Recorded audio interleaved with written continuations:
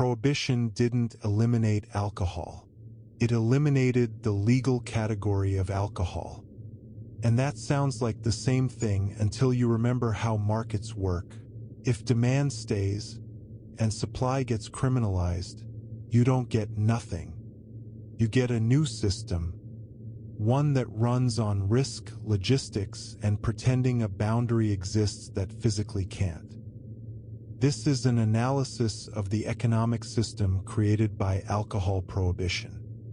The system is examined at the level of infrastructure rather than individual actors. The focus is mechanics, supply disruption, risk pricing, and logistical adaptation. This is systemic silence. Report 002. Between 1920 and 1933, the production, distribution, and sale of beverage alcohol became prohibited throughout the United States under the 18th Amendment and the Volstead Act. This regulatory framework did not eliminate demand for alcohol. Instead, it created a gap between what the law permitted and what consumers continued to want. That gap represented an economic opportunity measured in hundreds of millions of dollars annually, and the business structures that filled it operated according to their own logic of cost, risk, and return. The preconditions for this system existed across multiple dimensions. Geography mattered considerably, though not in the dramatic ways often portrayed. The continental United States shared borders with Canada and Mexico, both of which maintained legal alcohol production during the American Prohibition period. The northern border stretched approximately 5,000 miles, much of it through rural territory with limited enforcement infrastructure. The southern border presented similar characteristics across roughly 2,000 miles. These were not militarized boundaries. They were agricultural and commercial zones where regular cross-border movement had existed for decades. Coastal geography created additional structural considerations. The United States possessed thousands of miles of Atlantic and Gulf coastline, with hundreds of harbors, inlets, and landing points suitable for small vessels. Enforcement resources were distributed across this expanse unevenly. Major ports received more attention, but the sheer length of accessible coastline meant that comprehensive surveillance remained impractical throughout the Prohibition period. The economic significance lay not in any single geographic feature, but in the aggregate difficulty of controlling physical space with limited personnel and equipment. Enforcement capability was constrained from the beginning. The Bureau of Prohibition, established to implement the Volstead Act, never employed more than approximately 3,000 agents nationally during the 13 years of legal prohibition. This workforce was responsible for monitoring borders, coastlines, urban centers, rural production sites, and transportation networks across the entire country. The ratio of enforcement personnel to square miles of territory, or to population, remained low throughout the period. Budget allocations for prohibition enforcement fluctuated but generally remained modest relative to the scale of the market being regulated. The distribution of these agents across the country reflected political and logistical considerations rather than pure optimization for interdiction. Major cities received higher agent concentrations, but even in cities like New York or Chicago, the number of federal prohibition agents rarely exceeded a few dozen. Rural areas, which contained both potential production sites and transportation corridors, often had minimal federal presence. State and local police forces could theoretically supplement federal enforcement, but their participation varied dramatically by jurisdiction. The result was comprehensive gaps in coverage. Equipment available to enforcement personnel remained basic throughout most of the Prohibition period. Agents relied primarily on automobiles, which were not universally faster or more reliable than those available to smugglers and distributors. Communication between enforcement units depended on telephone networks where they existed. Where they did not, physical travel became necessary. Surveillance technology was limited to direct observation. Chemical testing of suspected alcohol required laboratory access that was not always immediately available. These limitations meant that successful enforcement actions often depended on informants or visible operational errors rather than systematic detection. The Coast Guard received additional responsibilities for maritime interdiction during Prohibition, but its vessels and personnel were also stretched across thousands of miles of coastline. Patrol boats could monitor specific areas, but comprehensive coverage was impossible with available resources.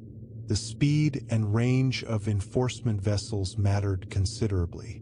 Smuggling operations using faster boats or taking advantage of weather conditions could often avoid interdiction even in areas with Coast Guard presence. The economic calculation for maritime smugglers involved balancing the cost of faster vessels against the reduced risk of interception. The regulatory framework itself contained structural characteristics that influenced how the informal alcohol economy developed. The Volstead Act defined intoxicating liquor as any beverage containing more than 0.5% alcohol by volume. This threshold created a sharp legal boundary. Products slightly below this level remained legal, while those slightly above it became prohibited. Industrial alcohol, used in manufacturing processes, remained legal but subject to denaturing requirements meant to make it undrinkable. Religious and medicinal exceptions allowed limited alcohol sales through specific channels. These carve-outs created interface points between legal and illegal markets. The gaps were built into the law itself. Pre-existing demand patterns provided the economic foundation for the informal market. American alcohol consumption in the decades before Prohibition had been substantial and geographically widespread. Beer consumption dominated in urban centers with large immigrant populations, particularly cities with German, Irish, and Eastern European communities where brewing and beer drinking were culturally embedded. Distilled spirits were consumed across rural and urban areas, with regional preferences for different products. Wine production existed in specific agricultural regions, primarily California and parts of New York State. These consumption patterns represented established preferences developed over generations. Prohibition did not alter these preferences immediately or uniformly. The brewing industry before Prohibition had been substantial and geographically distributed. Major breweries operated in cities like Milwaukee, St. Louis, and Cincinnati, but hundreds of smaller breweries served regional and local markets. These facilities represented significant capital investment in buildings, equipment, and distribution networks. When Prohibition began, this infrastructure did not disappear. The physical breweries remained, though many were repurposed or abandoned. The workers who had operated these facilities retained their technical knowledge. The distribution relationships between breweries and retailers had been established over decades. All of this represented latent capacity that could potentially be redirected toward informal production once the legal framework changed. Distilling operations before Prohibition ranged from large commercial facilities to small-scale farm production. Kentucky and Tennessee hosted major whiskey production centers with established brands and aging facilities. These operations required specialized knowledge about fermentation, distillation, barrel aging, and blending. Rural areas throughout the country had traditions of small-scale distilling, particularly in Appalachian regions where corn whiskey production had been common for generations.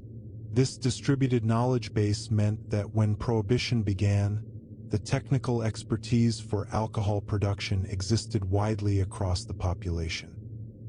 The demand that persisted after 1920 was not distributed evenly across demographic groups or geographic regions. Urban areas, particularly large cities with diverse populations, maintained higher per capita demand than rural areas on average. This concentration of demand in specific locations influenced where supply networks focused their distribution efforts. Cities represented dense markets where transportation costs per unit delivered remained lower than in dispersed rural territories. The economics of distribution favored concentration. The market did not operate uniformly. It's segmented by geography, income, and risk tolerance. Different cities exhibited distinct consumption patterns based on their demographic composition and cultural traditions. New York's demand reflected its dense population and diverse immigrant communities, with strong markets for beer, spirits, and wine. Chicago's industrial workforce created substantial demand for beer. San Francisco's proximity to wine-producing regions and its established bar culture created different market characteristics than Midwestern cities.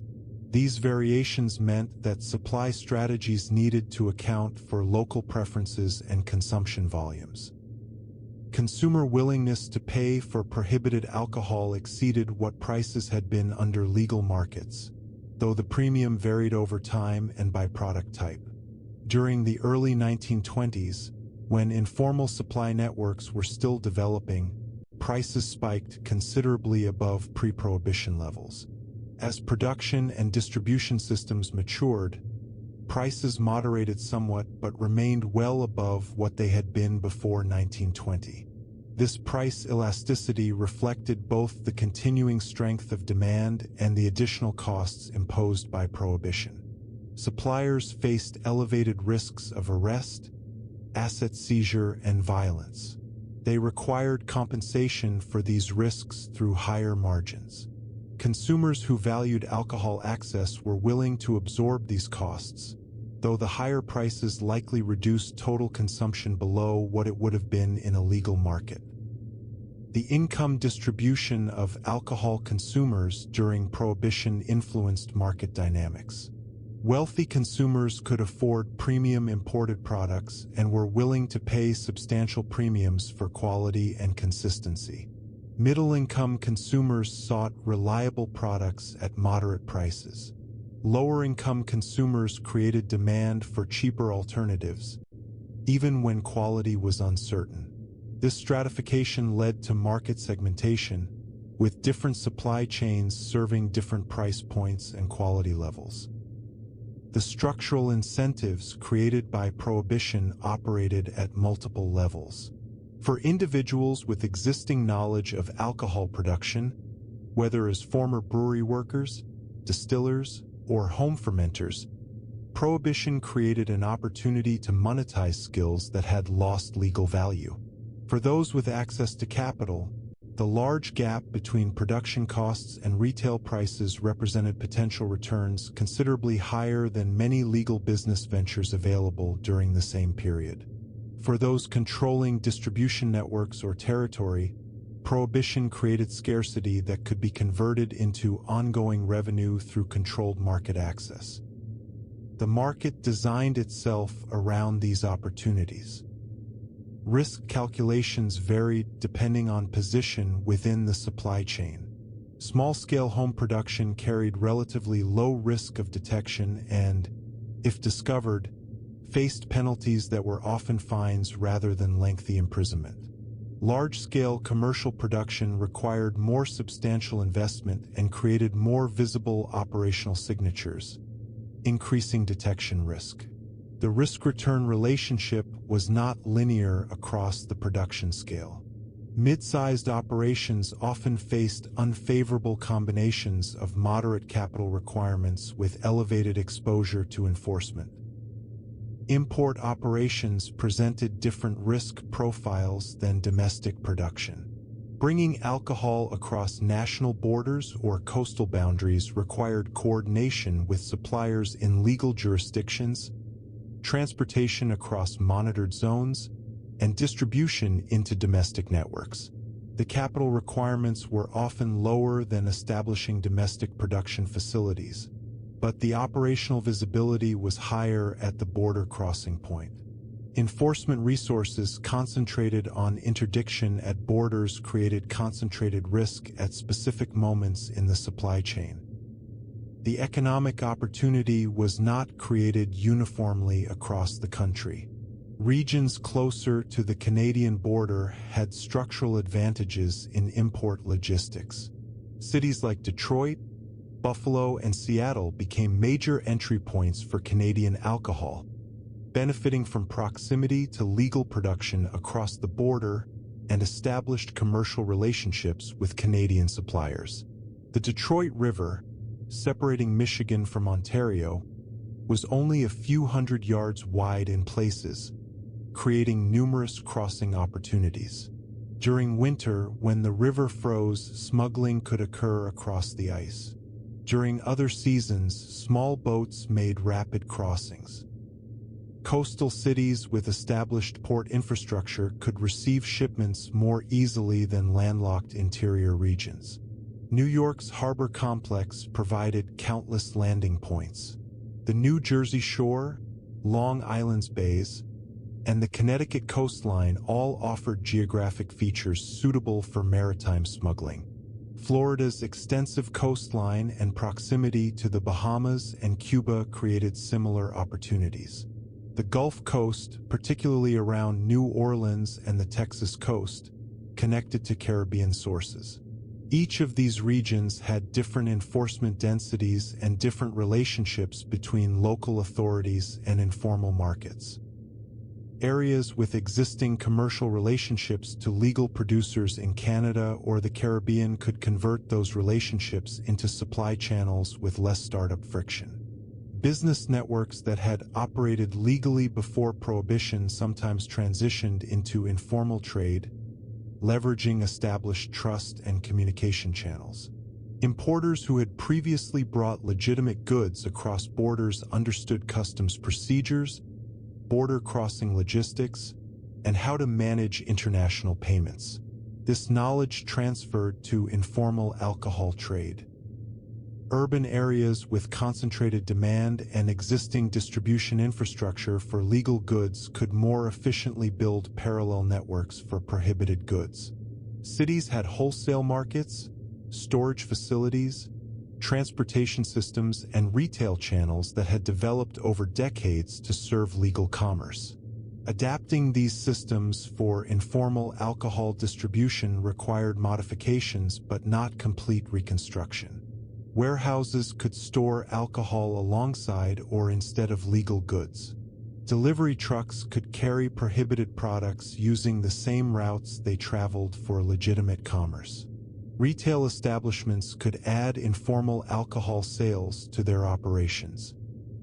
Transportation infrastructure varied considerably across regions and influenced operational possibilities.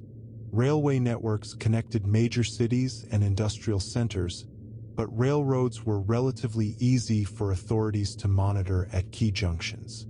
Highways and roads varied in quality, with urban areas having paved streets while rural areas often relied on unpaved roads that became difficult or impassable during certain weather conditions. Waterways, including rivers and coastal routes, provided alternatives to land transportation. The Great Lakes offered routes connecting multiple states and providing access to Canadian sources. The availability of motor vehicles increased substantially during the 1920s, coinciding with the Prohibition period. This meant that transportation capabilities available to both smugglers and enforcement evolved throughout the period. Early Prohibition-era smuggling might rely more heavily on boats and trains, while later operations could increasingly use automobiles and trucks. The speed and reliability of vehicles improved, changing the economics of land-based transportation. Better vehicles reduced the time goods spent in transit and therefore the window during which interdiction could occur. These geographic factors influenced entry decisions in specific ways. An individual in Detroit considering entry into the informal alcohol market faced very different economics than someone in rural Montana. Detroit's proximity to Canadian sources, large concentrated demand, and developed transportation infrastructure created opportunities for efficient operations across the supply chain. Rural Montana's distance from supply sources, dispersed demand, and limited transportation infrastructure made import operations impractical and suggested that local production for local consumption was the more viable approach. These geographic constraints meant that market participation patterns varied significantly across regions. The preconditions also included institutional factors beyond enforcement capacity. Courts required evidence to convict violators of prohibition laws. Prosecutors needed to build cases that could survive legal challenges. Judges had discretion in sentencing. Juries decided guilt or innocence. Each of these institutional layers created friction that reduced the effective enforcement rate below what the prohibition statutes theoretically allowed. The gap between law on paper and law in practice represented another structural feature that influenced how the informal market functioned. Evidence requirements meant that arrests did not automatically lead to convictions. Prohibition agents needed to document violations in ways that would hold up in court. This often meant direct observation of illegal activity or seizure of physical alcohol. Informant testimony was sometimes available but could be challenged on credibility grounds. Chemical analysis of seized liquids required laboratory capacity and expert testimony. Building a prosecutable case required time and resources, limiting how many investigations could be pursued even when violations were suspected. The court system faced capacity constraints during Prohibition. Federal courts saw their caseloads increase substantially as prohibition cases were added to existing workloads. In some jurisdictions, prohibition cases came to dominate court dockets. This volume created pressure to dispose of cases quickly, often through plea bargains rather than trials. The plea bargain system meant that defendants might receive lighter sentences in exchange for guilty pleas, reducing the deterrent effect of prohibition laws. Courts that were overwhelmed with minor cases had less capacity to pursue major distributors and organizers. Jury composition influenced conviction rates. In communities where prohibition had strong support, juries were more likely to convict. In communities where prohibition was unpopular or where alcohol consumption was culturally normalized, juries were sometimes reluctant to convict even when evidence was clear. This geographic variation in jury attitudes meant that the practical risk of conviction varied by location, influencing where operations chose to base themselves and where enforcement resources focused. Political dynamics at local and state levels added additional complexity. Federal law prohibited alcohol, but enforcement depended partly on state and local cooperation. Some jurisdictions allocated substantial resources to enforcement and passed complementary state laws that strengthened prohibition. Others devoted minimal attention or resources, and some explicitly refused to enforce prohibition laws. New York State repealed its state enforcement law in 1923, making prohibition enforcement in the state dependent solely on federal resources. Maryland never passed a state enforcement law at all. This geographic variation in enforcement intensity created a patchwork regulatory environment. Areas with weak local enforcement became more attractive locations for production and distribution operations, while areas with aggressive enforcement saw suppliers concentrate on higher margin activities that justified the elevated risk. The boundaries between jurisdictions with different enforcement approaches created operational opportunities, as goods could move from lightly enforced areas into heavily enforced markets. Municipal governments varied in their approach to prohibition. Some mayors and police chiefs actively supported enforcement. Others took neutral positions, allocating minimal resources while not openly opposing federal efforts. Still others actively opposed prohibition enforcement, sometimes instructing local police not to cooperate with federal agents. These political decisions reflected local attitudes toward prohibition and sometimes reflected the influence of informal alcohol markets on local politics through corruption or political donations. The relationship between enforcement agencies was not always cooperative. Federal prohibition agents, local police, state police, and Coast Guard units operated under different command structures and sometimes had conflicting priorities. Information sharing between agencies was inconsistent. Jurisdictional disputes occasionally arose over who had authority in specific situations. These coordination problems created gaps in enforcement coverage that informed market participants could exploit. Consumer attitudes toward prohibition varied considerably and shifted over time. Initial support for prohibition, while never universal, was substantial enough to secure the constitutional amendment and implementing legislation. As the 1920s progressed, public opinion became more divided. Some citizens viewed prohibition as a failed experiment, while others maintained support for the policy. This division meant that communities included both those willing to report violations and those willing to participate in or tolerate informal alcohol markets. The social acceptability of alcohol consumption in many communities created protective cover for supply networks. The financial infrastructure available to Prohibition-era businesses also shaped market dynamics. Legal businesses could access banking services, commercial credit, and formal accounting systems.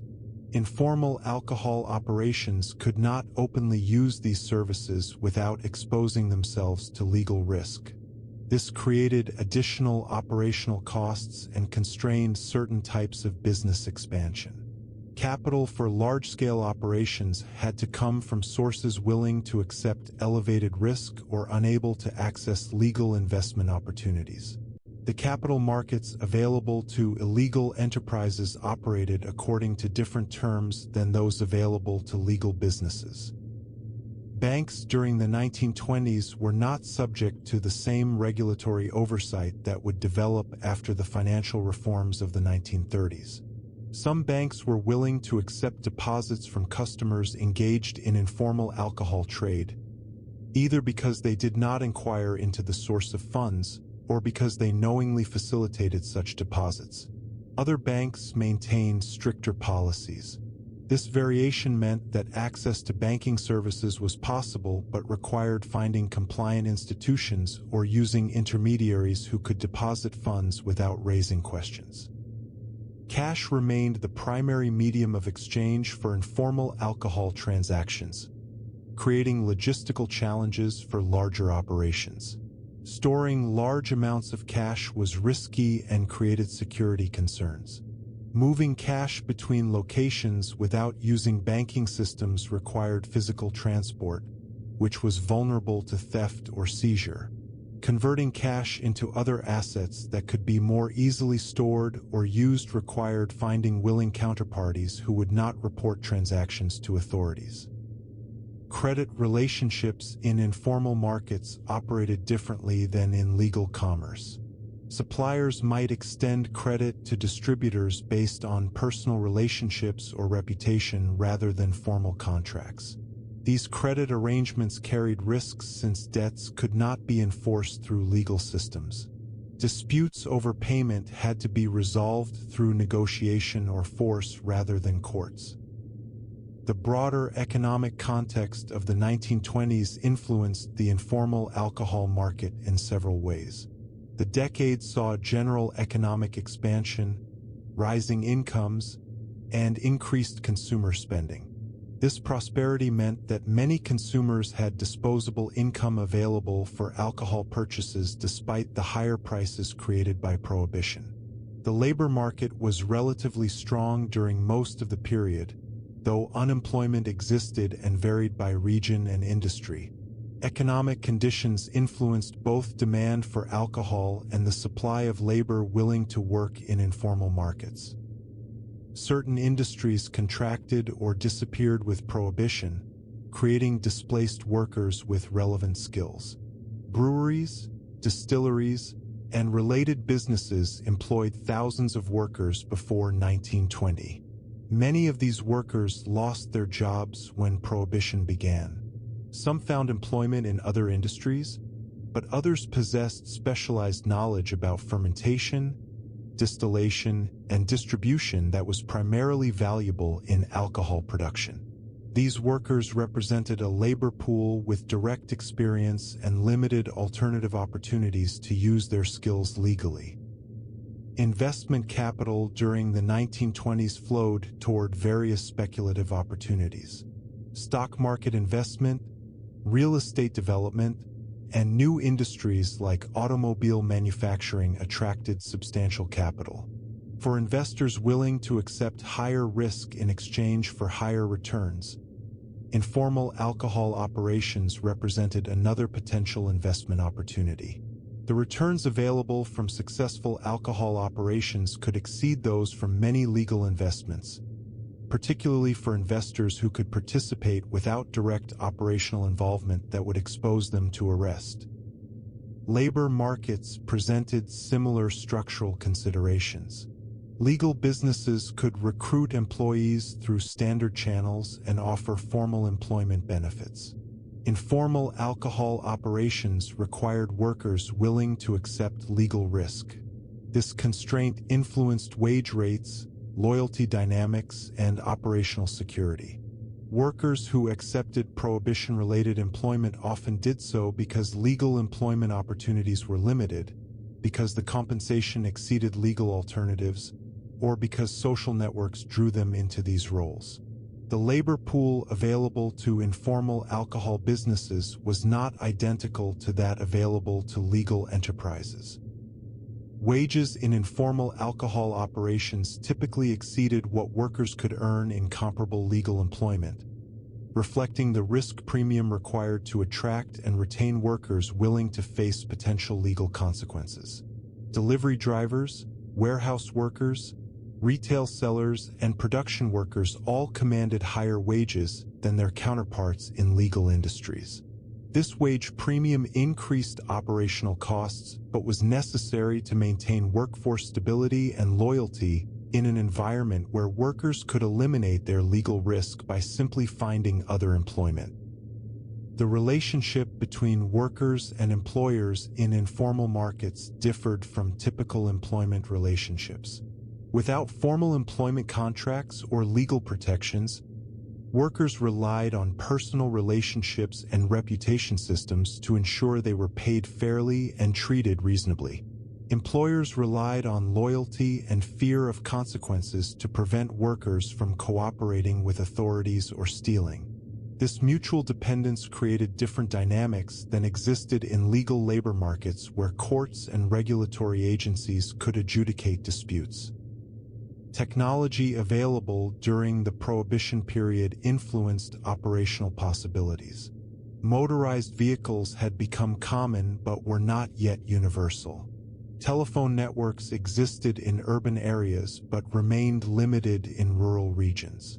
Refrigeration technology was available but not widespread in residential settings.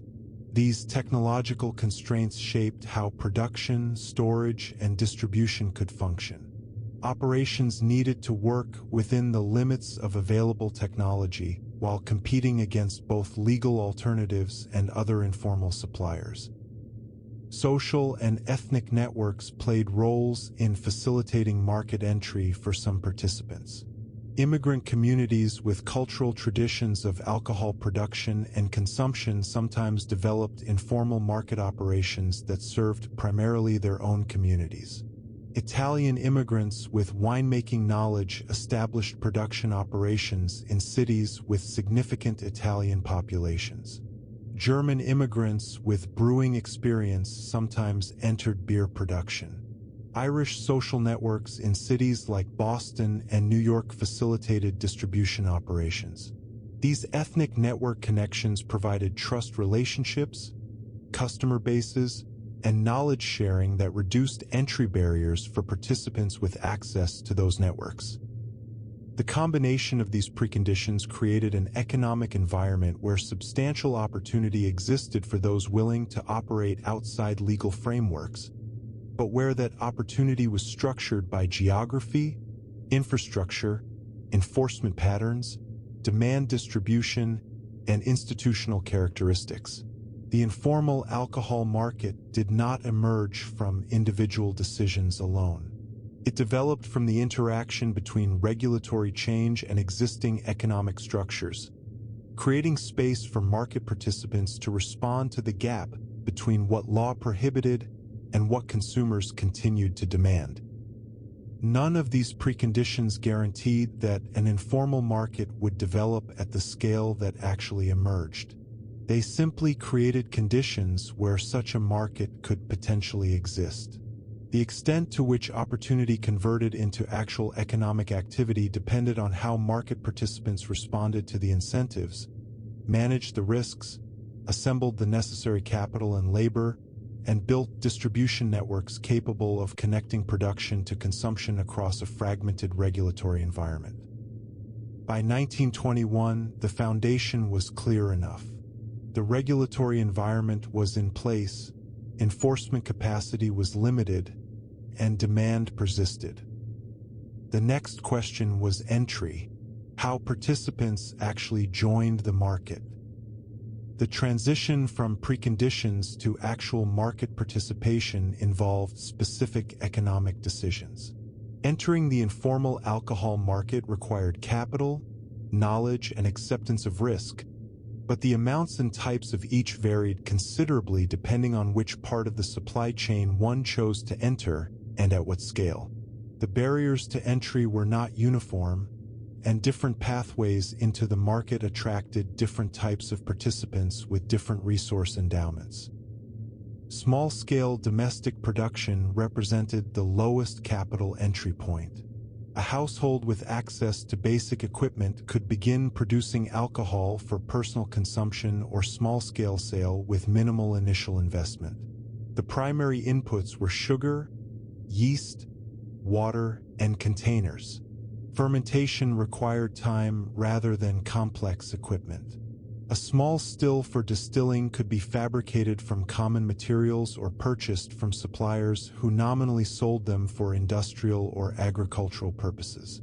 The total capital required might be $50 to a few $100, an amount accessible to working-class households. This production method carried operational costs beyond the initial equipment. Raw materials needed to be purchased regularly. Sugar prices during the 1920s fluctuated but represented a significant ongoing expense for anyone producing alcohol in volume. Yeast could be purchased or cultivated. Fuel costs for heating stills added to expenses. The production process generated waste and odors that needed to be managed to avoid detection. Space was required for fermentation and storage. These ongoing costs meant that even small-scale producers needed either sustained personal consumption or a reliable customer base to justify continued operation. The knowledge required for small-scale production was widely distributed. Home fermentation of beer and wine had been legal before Prohibition and was practiced in many households. The techniques transferred readily to producing alcoholic beverages after Prohibition began. Distilling required additional knowledge, but the basic principles were not complex and could be learned through experimentation or instruction from others with experience. Not complex, but requiring care. Written guides existed, though their distribution was legally questionable. The knowledge barrier was low enough that many people could learn adequate technique through trial and error. Risk calculations for small-scale home producers favored participation. Detection probability was relatively low if operations were discrete and production volumes remained modest. Neighbors might not report violations if they themselves consumed alcohol or if community norms opposed prohibition. The penalties for small-scale production, if caught, were often fines rather than imprisonment, particularly for first offenses. The financial return from selling even small quantities at Prohibition-era prices could exceed the expected cost of fines discounted by the probability of detection. The jump from household to commercial scale changed everything. Medium-scale operations required substantially more capital and created different risk profiles. Converting a basement, garage, or warehouse space into a production facility capable of generating hundreds of gallons per week required equipment purchases that might total several $1,000s. Larger stills, multiple fermentation vessels, storage containers, and bottling equipment all represented significant investments.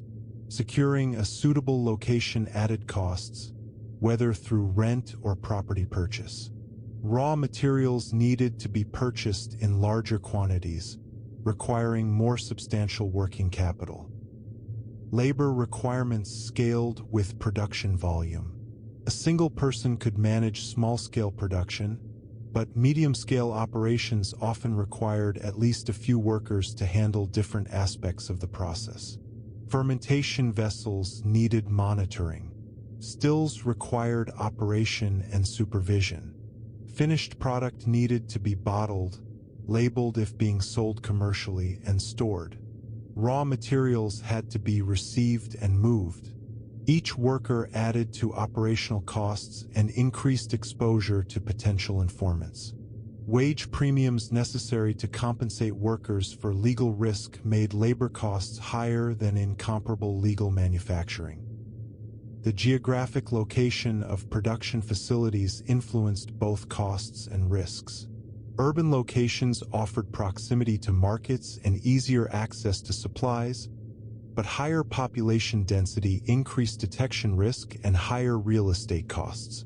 Rural locations provided more privacy and lower costs, but created transportation challenges for both supplies and finished product.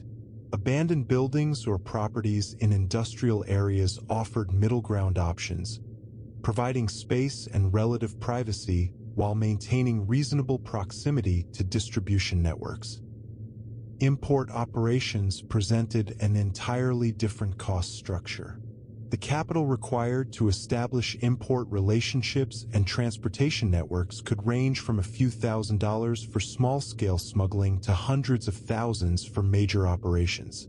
The primary expenses were not production equipment but rather transportation assets and initial inventory purchases.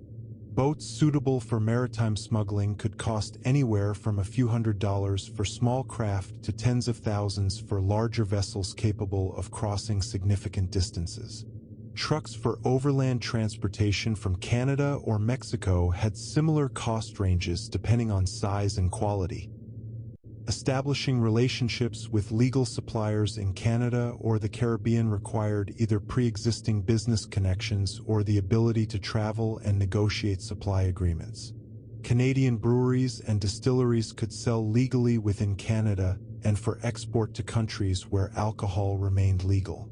They were not supposed to knowingly supply the American market, but the distinction between selling to a buyer who claimed to be shipping to a legal destination and selling to a buyer who intended to smuggle into the United States was often thin. Building trust with suppliers required demonstrating reliability and often paying for initial shipments in advance or providing deposits. The economics of importing depended heavily on volume. Small-scale operations bringing a few cases across the border at a time faced high per-unit costs relative to the value of goods transported. Larger operations that could move hundreds or thousands of cases in a single shipment achieved much better economics. The per-unit transportation cost dropped, and the profit potential justified the higher upfront capital requirements and risks. Each pathway into the market followed its own logic. Maritime smuggling operations required specialized knowledge beyond general business experience. Navigation skills, understanding of weather patterns, knowledge of coastal geography, and familiarity with Coast Guard patrol patterns all influenced success rates. Former commercial fishermen, sailors, or shipping industry workers possessed many of these skills.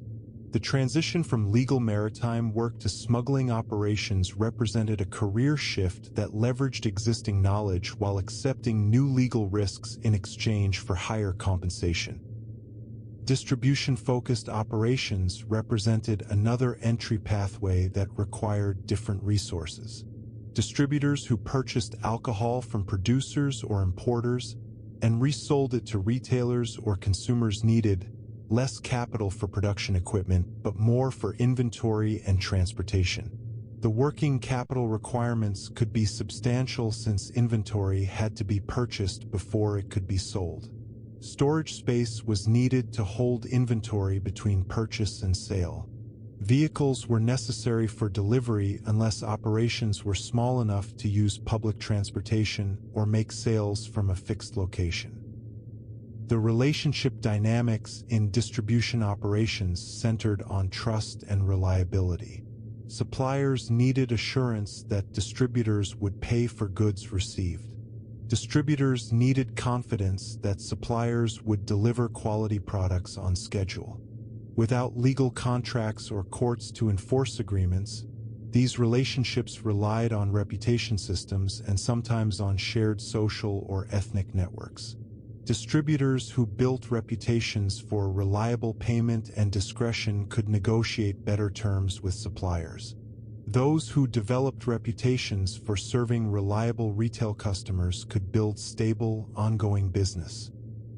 Retail-level participation required the least capital of any market position but offered the smallest margins.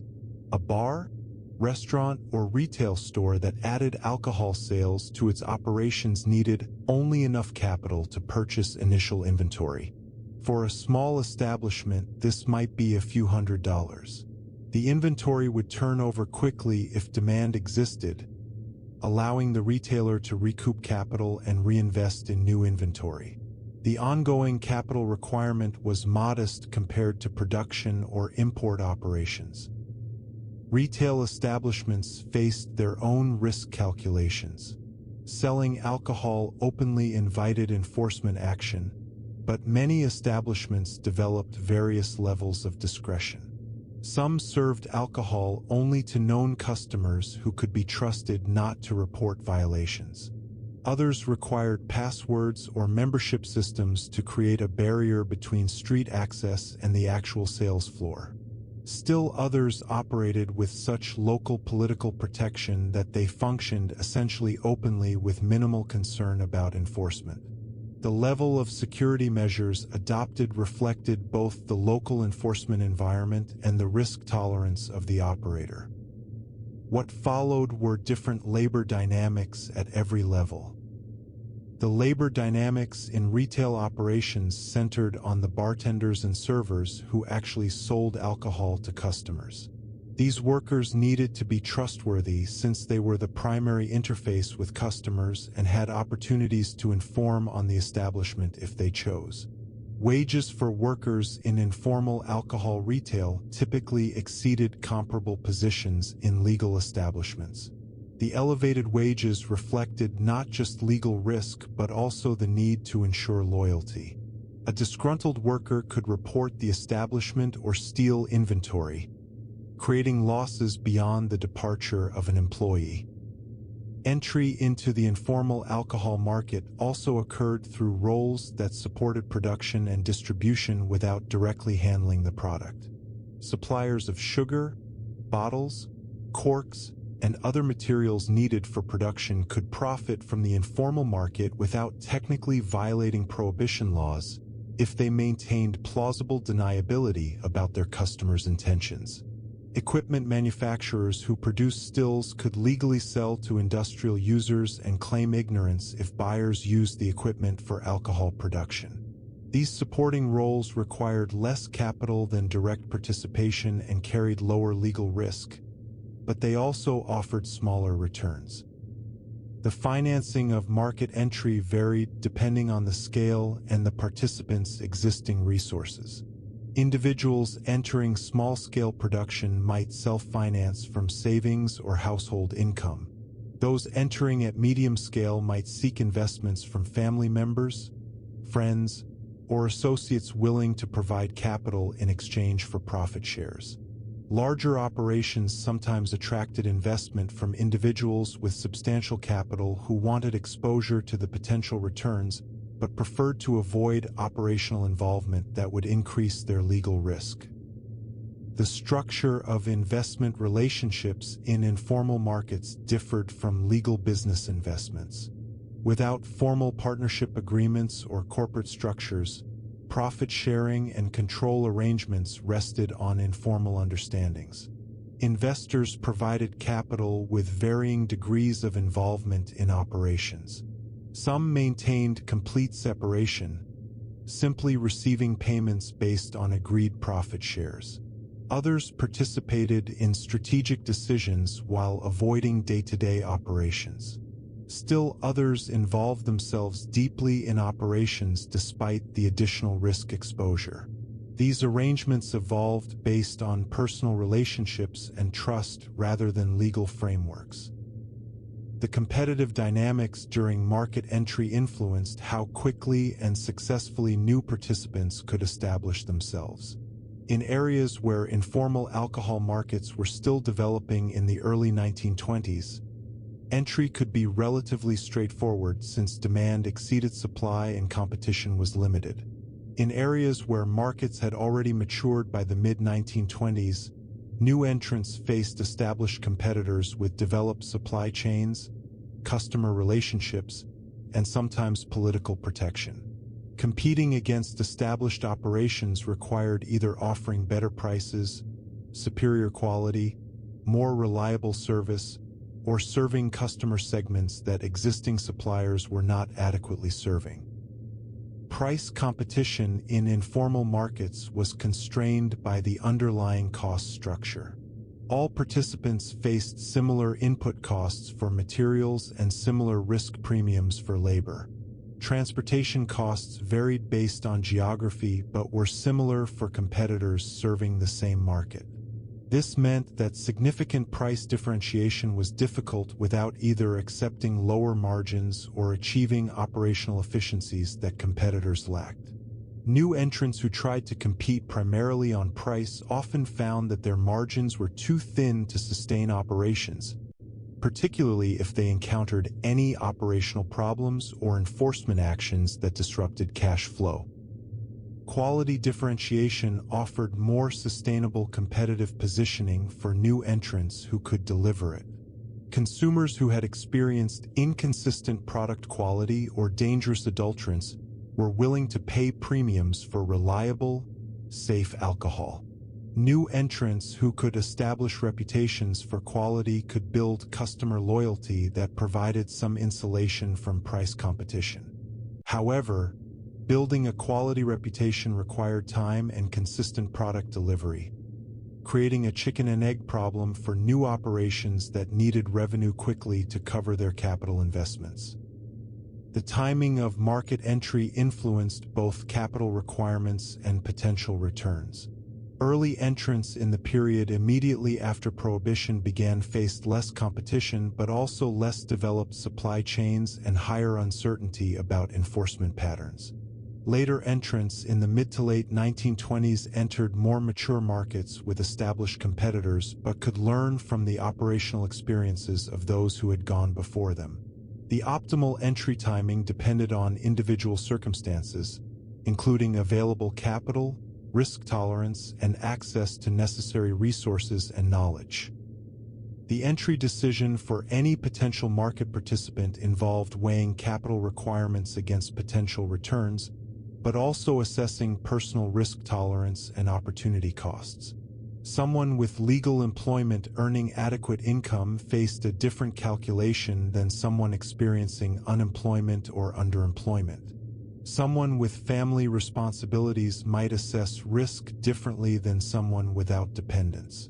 Personal attitudes toward law enforcement and prohibition itself influenced willingness to participate. These individual factors meant that identical economic opportunities attracted different responses from different people. Entry created the market. Scale determined how it functioned. Beyond entry, the economics of scale shaped everything that followed. The accumulation of market participants through these various entry pathways created the supply infrastructure that served Prohibition-era demand. Each entry decision represented an individual calculation of costs, risks, and returns.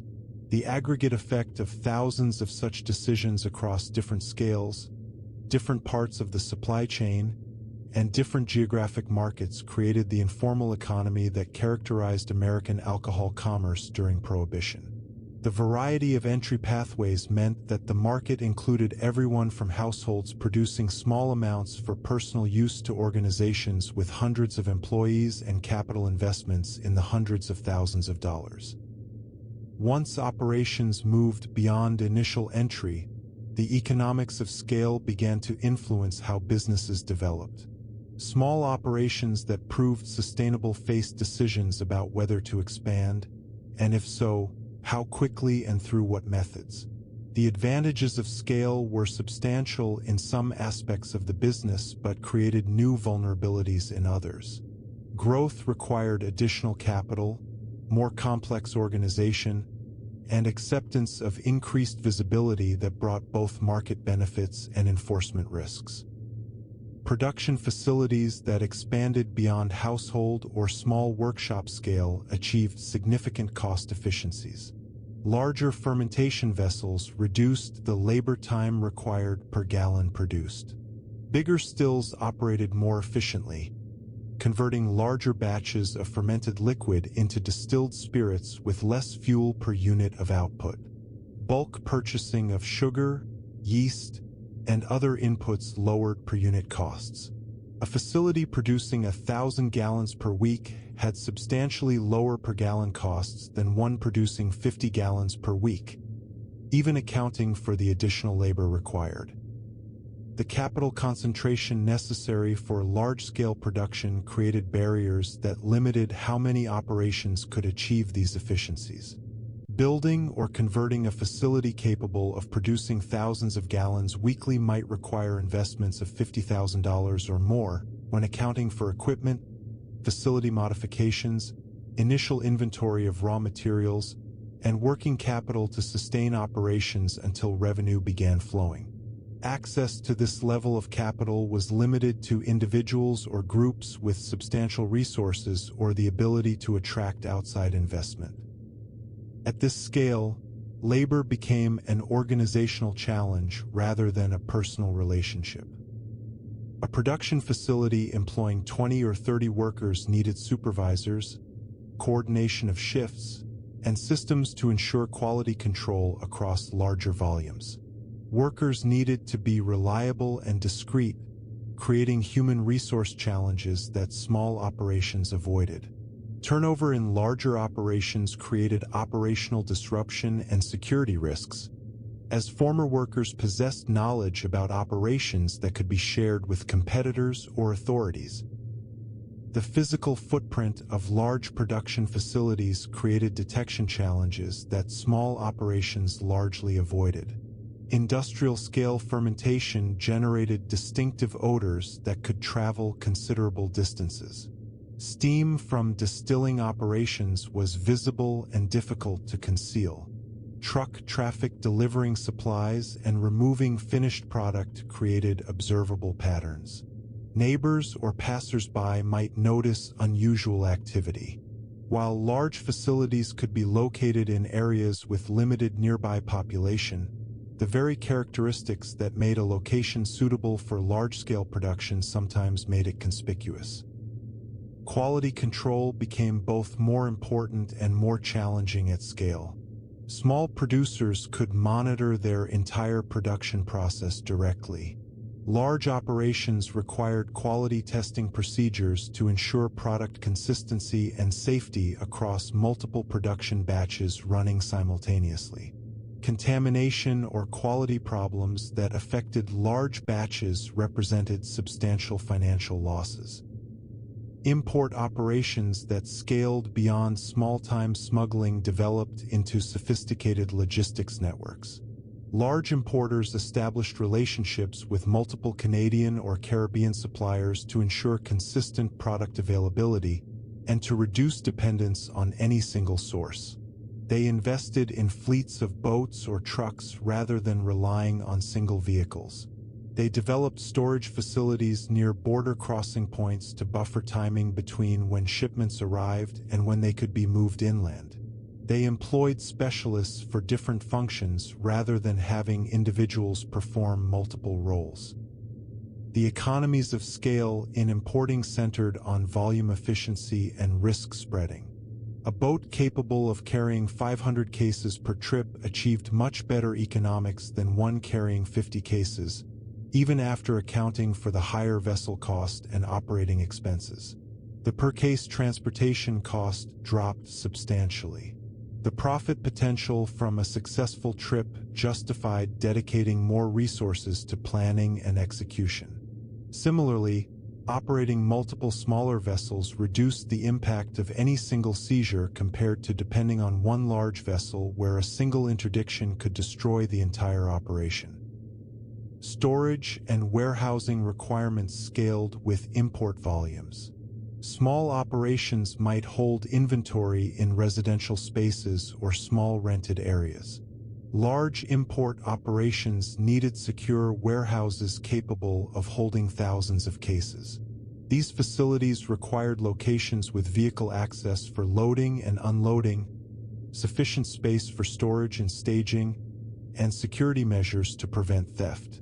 The capital tied up in warehouse facilities and inventory represented substantial investment that needed to generate adequate returns to justify the commitment. The concentration created its own form of power. Distribution networks achieved scale efficiencies through route optimization and customer density. A distributor serving dozens of retail locations in a concentrated geographic area could deliver to multiple customers per trip, reducing transportation cost per unit delivered. Larger distributors could invest in better vehicles that were more reliable and faster, reducing transit time and risk exposure.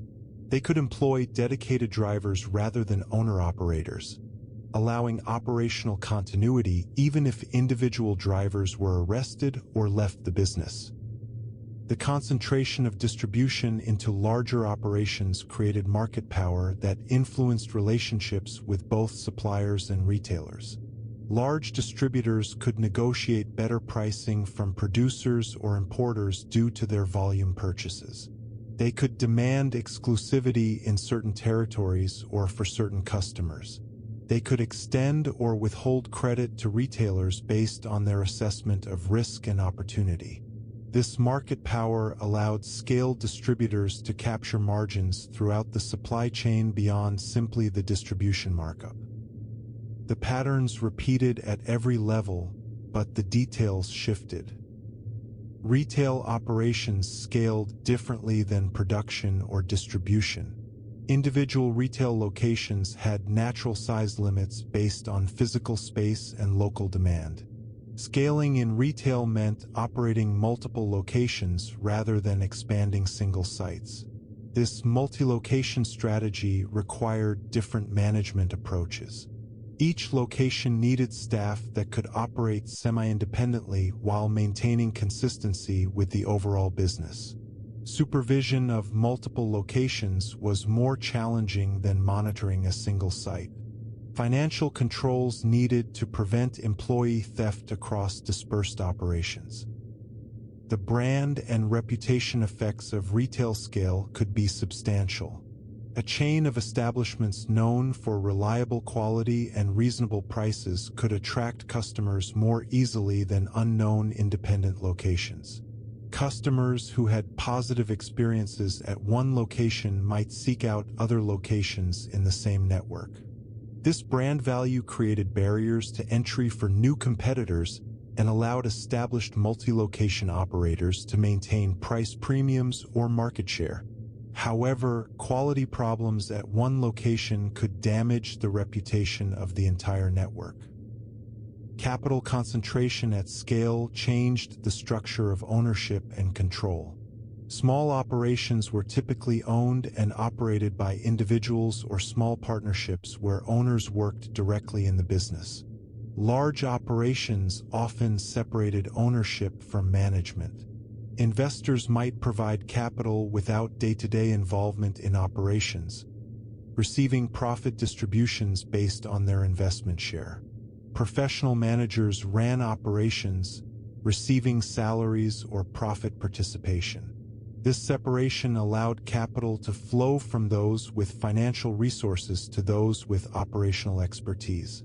It also created principal-agent problems where managers' interests might not perfectly align with owners' interests. The organizational complexity of scaled operations created internal vulnerabilities. Multiple layers of employees and managers meant that more people possessed damaging knowledge about the operation. More people, more potential problems. Coordination across different functions required communication that created documentation or patterns that could potentially be discovered. Financial controls necessary to prevent internal theft required record-keeping that could become evidence if discovered by authorities. The information needed to run a complex organization efficiently was also information that could be used against the organization by enforcement agencies. Nothing about this required exceptional individuals. The structure emerged from scale itself. Scaled operations developed specialized roles that improved efficiency but increased organizational complexity. Separate individuals or teams might handle supplier relationships, production oversight, quality control, financial management, distribution coordination, and security. This specialization allowed individuals to develop deep expertise in their functions, improving performance in those areas. It also meant that the organization became dependent on key individuals whose departure could disrupt operations. Knowledge concentration in specialized roles created both efficiency and fragility. The relationship between scale and violence took several forms. Larger operations had more to lose from disruption and more resources to defend their interests. This created incentives to invest in protection, whether through security personnel, political influence, or arrangements with other organizations. The concentration of valuable assets in production facilities, warehouses, and cash holdings made large operations attractive targets for theft or extortion. The ability to defend against these threats became an operational necessity. Organizations that grew to substantial size without adequate defensive capabilities often faced pressure from competitors or criminal groups seeking to extract value. From the outside, success looked like vulnerability. Territorial control became more important as operations scaled. Small producers or distributors could operate without claiming exclusive rights to specific areas. Large operations needed to secure reliable access to supply sources, distribution channels, and customer bases. This led to various arrangements for territorial division, sometimes through explicit agreements between organizations and sometimes through demonstrated ability to defend territory against encroachment.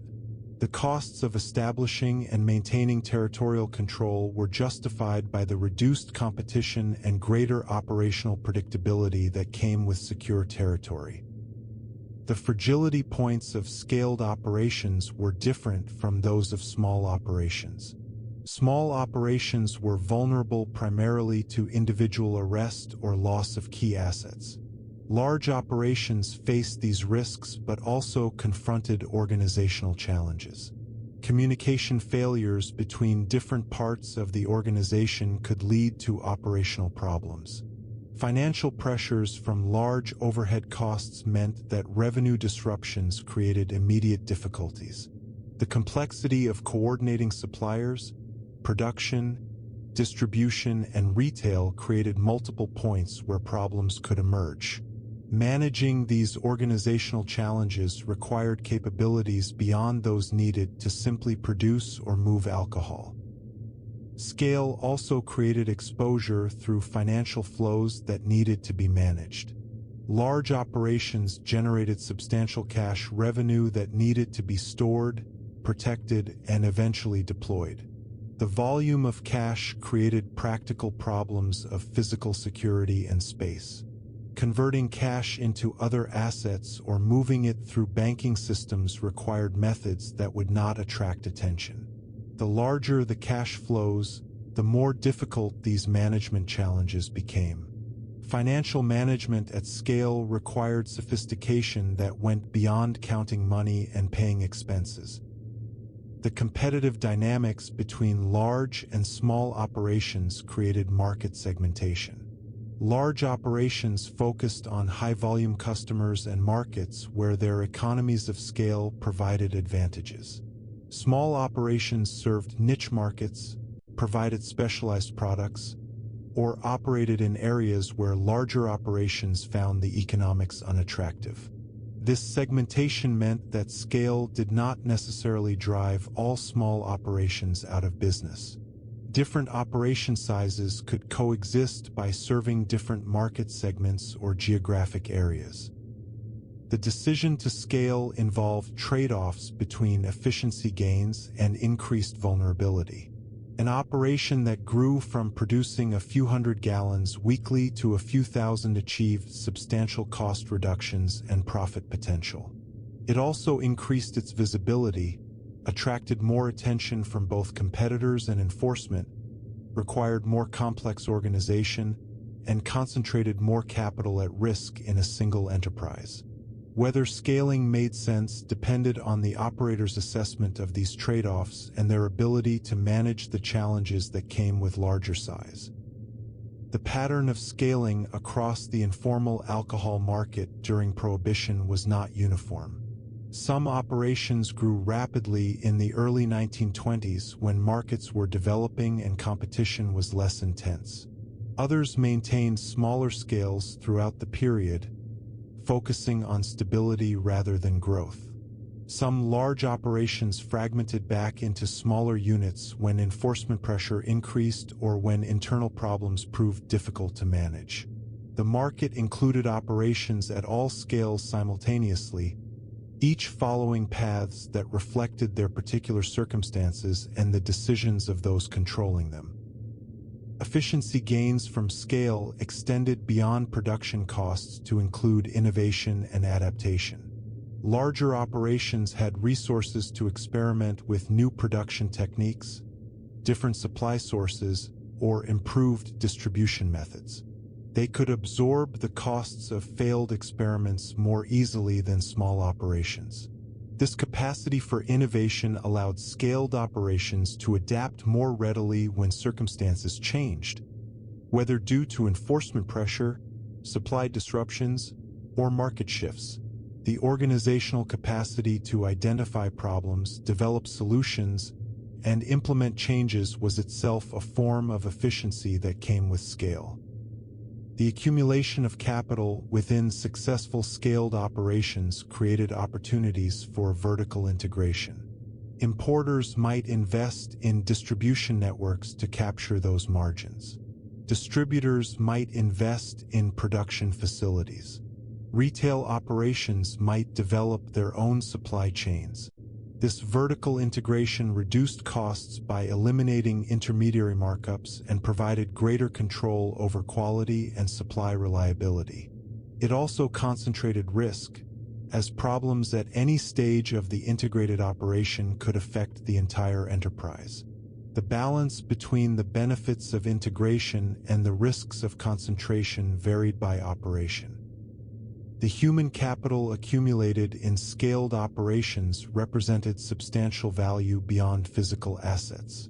Experienced managers who understood how to run complex illegal enterprises, workers who had developed efficient production techniques, drivers who knew optimal routes and timing, security personnel who understood threat assessment and response.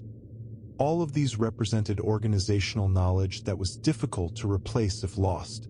This human capital was not fungible across operations since much of it was specific to particular organizations and their methods. The departure or loss of key personnel could significantly disrupt even large operations. The relationship between scale and sustainability over time was not straightforward.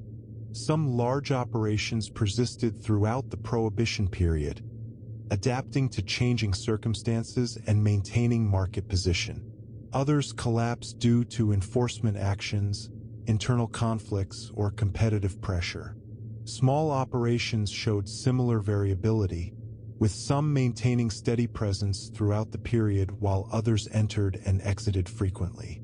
Size alone did not determine longevity, but it influenced the types of challenges operations faced and the resources available to address them. Size shaped everything except one thing: product still had to reach customers. The next constraint was physical. Product had to move. Moving alcohol from production points or import locations to consumers represented a substantial portion of operational costs and risks. The physical transportation of product created exposure to interdiction, required capital investment in vehicles and infrastructure, and demanded coordination across multiple actors. The friction inherent in movement shaped how the market functioned and influenced profitability throughout the supply chain. Maritime transportation from international sources involved multiple stages and decision points. Larger vessels carrying substantial cargo could not approach shore closely without risking detection or running aground. This created a need for transfer operations where cargo moved from large ships to smaller boats capable of navigating coastal waters and approaching landing points. These transfers typically occurred several miles offshore, beyond the normal patrol range of Coast Guard vessels, but close enough that smaller boats could make the journey to shore without excessive time exposure. The coordination required for offshore transfers created operational complexity. Larger vessels and smaller boats needed to rendezvous at agreed locations and times, often at night or during weather conditions that reduced visibility but also made the transfer more difficult. The cargo needed to be moved between vessels efficiently since time spent in transfer was time exposed to potential interdiction.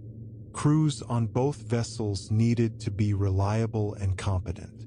Weather disruptions could delay operations, forcing vessels to wait in areas where they might be detected or forcing them to abort transfers and retry later. Once cargo reached shore, it needed to move quickly away from the landing point. Coastal landing operations typically occurred at night in locations with limited nearby population and good vehicle access. The product would be loaded onto trucks that would transport it to warehouses or distribution points inland. The window between landing and departure needed to be as short as possible to minimize the time that valuable cargo sat exposed at a coastal location. This required staging trucks nearby and having labor available to execute the transfer rapidly. Overland smuggling from Canada operated according to different logistics. The border crossings occurred either at official checkpoints or at unmonitored points along the extensive border. Official crossings offered better road infrastructure but included customs inspection. Smugglers using official crossings concealed alcohol in vehicles among legitimate cargo or in modified vehicle compartments. The risk of inspection at official crossings was partially offset by the better roads and reduced suspicion that came from using normal crossing points. Unofficial border crossings occurred at countless points where roads or trails connected across the border, or where terrain was passable by vehicle. These crossings avoided customs inspection but often involved poorer road conditions and greater distance from major highways on the American side. The vehicles used for unofficial crossings needed capability to handle rough terrain. The drivers needed knowledge of local geography to navigate unmarked routes. The timing of crossings often occurred at night to reduce the chance of observation by Border Patrol or local residents. The Detroit River presented particular transportation characteristics during winter months when ice covered the water surface. The ice was sometimes thick enough to support vehicles driving directly from the Canadian to the American shore. Trucks could carry substantial loads across the frozen river, achieving transportation efficiency that water crossings could not match. The ice period was limited to certain months and the thickness varied, creating risks that vehicles might break through if ice was insufficient. The high volume potential during ice conditions led to intensive use during the relatively brief period when the river was frozen adequately. Railway transportation played limited roles in Prohibition-era alcohol movement due to the monitoring capabilities at rail yards and the difficulty of concealing cargo on trains. Small quantities might be transported by passengers carrying luggage, but bulk shipments were more exposed to detection than truck transport. Railways remained important for moving legal goods that were inputs to alcohol production, particularly sugar, which could be shipped openly without raising questions about its ultimate use. Truck transportation became increasingly central to distribution operations as the 1920s progressed and vehicle technology improved. Trucks offered flexibility in routing, could deliver directly to customers without transfer to other vehicles, and could be operated on schedules determined by the shipper rather than depending on common carrier schedules. The capital investment in trucks was substantial but justified by the operational advantages. A reliable truck capable of carrying significant loads might cost several $1,000s, but it represented a durable asset that could be used repeatedly over months or years. The selection of routes for truck transportation involved balancing distance, road quality, and enforcement presence. Direct routes minimize time in transit but might pass through areas with active enforcement or through populated areas where vehicles attracted more attention. Indirect routes added distance and time but might avoid enforcement checkpoints or high-visibility areas. The optimal route varied based on current enforcement patterns, time of day, weather conditions, and the specific origin and destination. Drivers developed knowledge of route options and made decisions based on current conditions. Timing of transportation influenced risk exposure significantly. Nighttime operations reduced visibility and public observation but also created suspicion if vehicles were stopped, since legitimate commercial traffic was less common at night.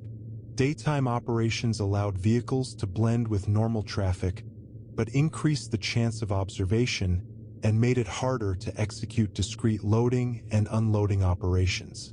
The choice between day and night operations reflected assessments of local conditions and enforcement patterns. From the transporter's perspective, reliability mattered more than volume.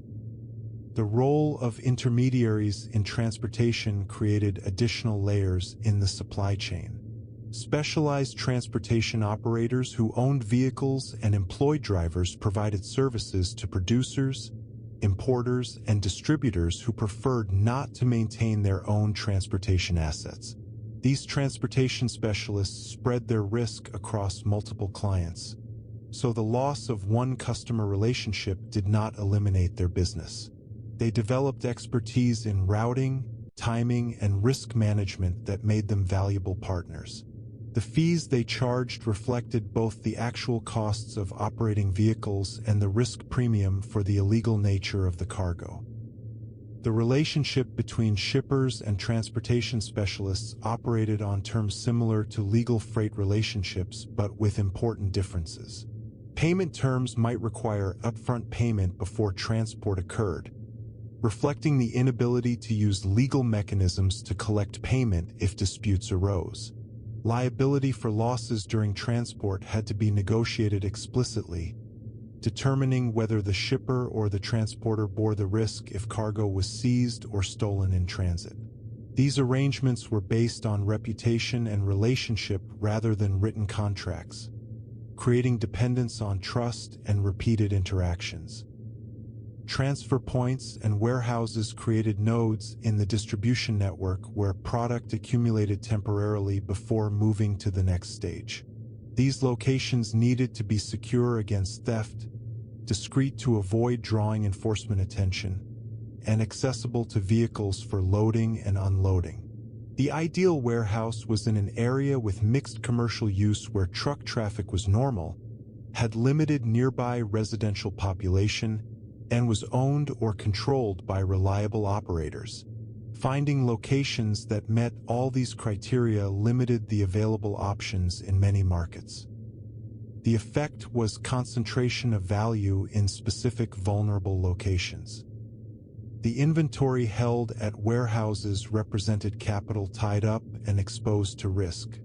Product sitting in storage was not generating revenue and was vulnerable to seizure or theft. Warehouse operators needed to balance the competing pressures of inventory turnover and risk management. Every handler represented a potential leak. Loss of product occurred through multiple mechanisms beyond enforcement seizures. Theft by employees, transportation contractors, or external criminals represented a significant source of loss. Workers who handled valuable product had opportunities to steal, whether taking small amounts repeatedly or orchestrating larger thefts. Transportation drivers who knew routes and timing could potentially coordinate with Confederates to steal shipments. Warehouse employees with access to inventory could facilitate external theft. The costs of preventing theft through security measures, supervision, and loyalty incentives had to be weighed against the expected losses from theft. Quality degradation during storage or transport created another form of loss. Beer had limited shelf life and could spoil if not stored properly. Spirits were more stable but could be damaged by exposure to extreme temperatures or by leaking containers. Product that arrived at its destination in unsellable condition represented complete loss, as it could not be sold and might create reputation damage if sold anyway and discovered to be defective. Quality control during the transportation and storage phases required attention and resources beyond simply moving and holding product. Enforcement interdiction created the most visible form of loss and the one that most directly influenced operational decisions. Coast Guard seizures of maritime shipments, customs interceptions at borders, and police or federal agent seizures of vehicles or warehouses all removed product from the supply chain. These actions often resulted in arrests and asset forfeitures. The probability of interdiction varied by route, timing, transportation method, and local enforcement intensity, but it was never zero for any operation of significant scale. The economic impact of seizures extended beyond the direct loss of product value. Vehicles seized during interdiction represented capital losses that could be substantial. A truck loaded with alcohol that was intercepted meant losing both the vehicle and the cargo. The arrest of drivers or other personnel created costs for legal representation, potential lost operational knowledge if convicted individuals were imprisoned, and possible information disclosure if arrested individuals cooperated with authorities. The full cost of an interdiction event included all these factors, not simply the wholesale value of seized alcohol. None of this required coordination. It emerged naturally from accumulated experience. Operations developed various approaches to managing interdiction risk. Spreading shipments across multiple smaller vehicles rather than using single large loads reduced the impact of any single seizure. Using routes and timing that historical data suggested had lower interdiction rates reduced overall loss probability. Investing in political protection through corruption created advance warning of enforcement actions or reduced the likelihood of interdiction in protected areas. Maintaining reserve capital to replace seized vehicles and inventory allowed operations to continue after losses rather than being forced to cease operations. The pattern of enforcement attention was not random but reflected institutional priorities and resource allocation decisions. Federal authorities tended to focus on large operations and major transportation routes, since successful actions against these targets had greater impact. Local enforcement varied dramatically, with some jurisdictions actively pursuing alcohol violations while others devoted minimal resources. Border crossings and ports received more attention than interior transportation routes. These patterns meant that different parts of the supply chain faced different levels of enforcement pressure. Adaptation to enforcement patterns occurred continuously as operations adjusted to changing circumstances. Routes that experienced increased enforcement attention might be temporarily abandoned in favor of alternatives. Transportation timing might shift if enforcement agencies changed their patrol schedules. Operations in areas with new aggressive enforcement might reduce their scale or temporarily suspend operations until the intensity decreased. This constant adaptation resembled an evolutionary process where operations that successfully adjusted to changing enforcement pressure survived while those that failed to adapt experienced disruption or elimination. The communication networks necessary for effective adaptation created their own vulnerabilities. Information about enforcement patterns needed to flow from those observing enforcement actions to those making operational decisions. This required either direct observation by operational personnel or reports from informants with knowledge of enforcement activities. Either approach created information trails that could potentially be discovered. The faster and more comprehensive the information flow, the better operations could adapt, but also the more exposed the communication network became to infiltration or monitoring. Corruption of enforcement personnel served multiple functions within the transportation and interdiction dynamic. Corrupted officers might provide advance warning of planned enforcement actions, allowing operations to avoid interdiction. They might ensure that certain routes or times had reduced enforcement presence. They might intervene to prevent arrests when their own departments or other agencies conducted unexpected enforcement actions. The value of these services was substantial, reflected in the payments corrupted officers received. The economics favored corruption from both sides. Officers received payments well above their legal salaries, and operations avoided losses and arrests worth multiples of the corruption payments. The structure of corruption relationships varied from opportunistic one-time payments to systematic ongoing arrangements. Individual officers might be paid to ignore specific violations they observed. Entire units might receive regular payments in exchange for general non-interference in a territory or along a route. Higher-level officials might receive payments in exchange for influencing enforcement priorities or warning of federal actions. These different levels of corruption created networks where protection operated at multiple institutional layers simultaneously. By the mid-1920s, these basic market structures had settled into recognizable patterns across most American cities. The geographic concentration of transportation routes created choke points where enforcement could achieve greater impact with limited resources. Bridges, tunnels, and major highways funneled traffic through specific locations that could be monitored more easily than dispersed routes. Border crossing areas concentrated smuggling activity in ways that allowed enforcement to focus resources.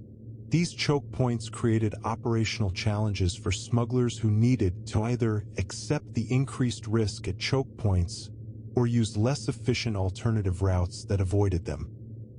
The timing of enforcement pressure over the course of the Prohibition period was not constant. The early 1920s saw enforcement resources that were still being organized and deployed, creating relatively permissive conditions in many areas. The mid-1920s saw increased enforcement sophistication and resources, raising interdiction rates. Political changes and policy shifts influenced enforcement intensity, with some periods seeing aggressive federal campaigns while other periods saw reduced pressure. Operations that survived throughout the period experienced these waves of enforcement intensity and needed to adapt repeatedly. Weather and seasonal factors influenced both transportation operations and enforcement effectiveness. Winter conditions in northern regions created both opportunities and challenges. Frozen waterways allowed vehicle crossings but also made maritime smuggling impossible in some areas. Snow and ice made some overland routes difficult while potentially reducing enforcement patrol effectiveness. Summer conditions allowed year-round maritime operations but also provided better visibility for enforcement observation. The seasonal variation in transportation options and risks influenced the timing of operations and the volume of product moving through different routes during different parts of the year. The final stage of transportation from wholesale distribution to retail sale involved different dynamics than earlier stages. Quantities were smaller, typically cases or even individual bottles rather than truckloads. Distances were usually shorter, often within a single city or neighborhood. The transactions occurred more frequently with more parties involved. This retail-level distribution created different exposure patterns, with many small transactions rather than fewer large ones. The enforcement risk shifted from interdicting large shipments to detecting the accumulated pattern of small deliveries. Retail delivery methods ranged from direct personal delivery by distributors' employees to customers picking up product from wholesale locations to deliveries arranged through intermediaries. Each method had different cost structures and risk profiles. Direct delivery provided service quality and customer relationship development but required the most time and labor. Customer pickup reduced delivery costs but shifted the transportation exposure to customers who might be less sophisticated about avoiding detection. Intermediary arrangements added another layer of parties who needed to be compensated but could provide useful separation between distributors and end customers. The cumulative effect of all the friction in movement, transportation costs, interdiction losses, theft, quality degradation, and the expenses of managing these risks created a substantial spread between the price of alcohol at production or import and the price at retail. This spread represented the economic rent captured by those who successfully navigated the transportation and distribution challenges. The ability to move product efficiently while managing risks determined profitability throughout the supply chain. Operations that achieved better performance in transportation and distribution could either capture higher margins or pass savings through to customers to gain market share, depending on their competitive strategy. Markets themselves varied. Geography and demand created different conditions everywhere. The informal alcohol market during Prohibition was not monolithic, but rather consisted of numerous regional and local markets with distinct characteristics. Geographic variation, demographic differences, enforcement patterns, and supply chain structures created market segments that operated according to somewhat different economic logic. Understanding these variations reveals how the overall system adapted to diverse conditions across the country. Regional price variations reflected the underlying cost structures and competitive conditions in different areas. Cities close to Canadian sources like Detroit or Buffalo had lower wholesale prices than cities in the interior or south, reflecting the lower transportation costs from source to market. Coastal cities with active maritime smuggling also maintained relatively lower prices than landlocked regions. The differential could be substantial. Alcohol that sold for a certain price in Detroit might command a premium of 50% or more in a southern city with limited supply access and higher transportation costs. These price differentials created arbitrage opportunities for operators willing to transport alcohol from low-price to high-price regions. However, the costs and risks of long-distance transportation limited how much arbitrage actually occurred. Moving product from Detroit to Atlanta involved hundreds of miles of travel through multiple states with varying enforcement intensities. The time in transit, fuel costs, driver wages, vehicle wear, and interdiction risk often consumed much of the theoretical price spread. Arbitrage occurred but was limited by these practical constraints, allowing persistent price differences across regions. Product quality stratification created distinct market segments within individual cities and regions. The highest quality segment consisted of genuine imported spirits from established European or Canadian distilleries. These products commanded premium prices based on brand recognition, consistent quality, and perceived safety.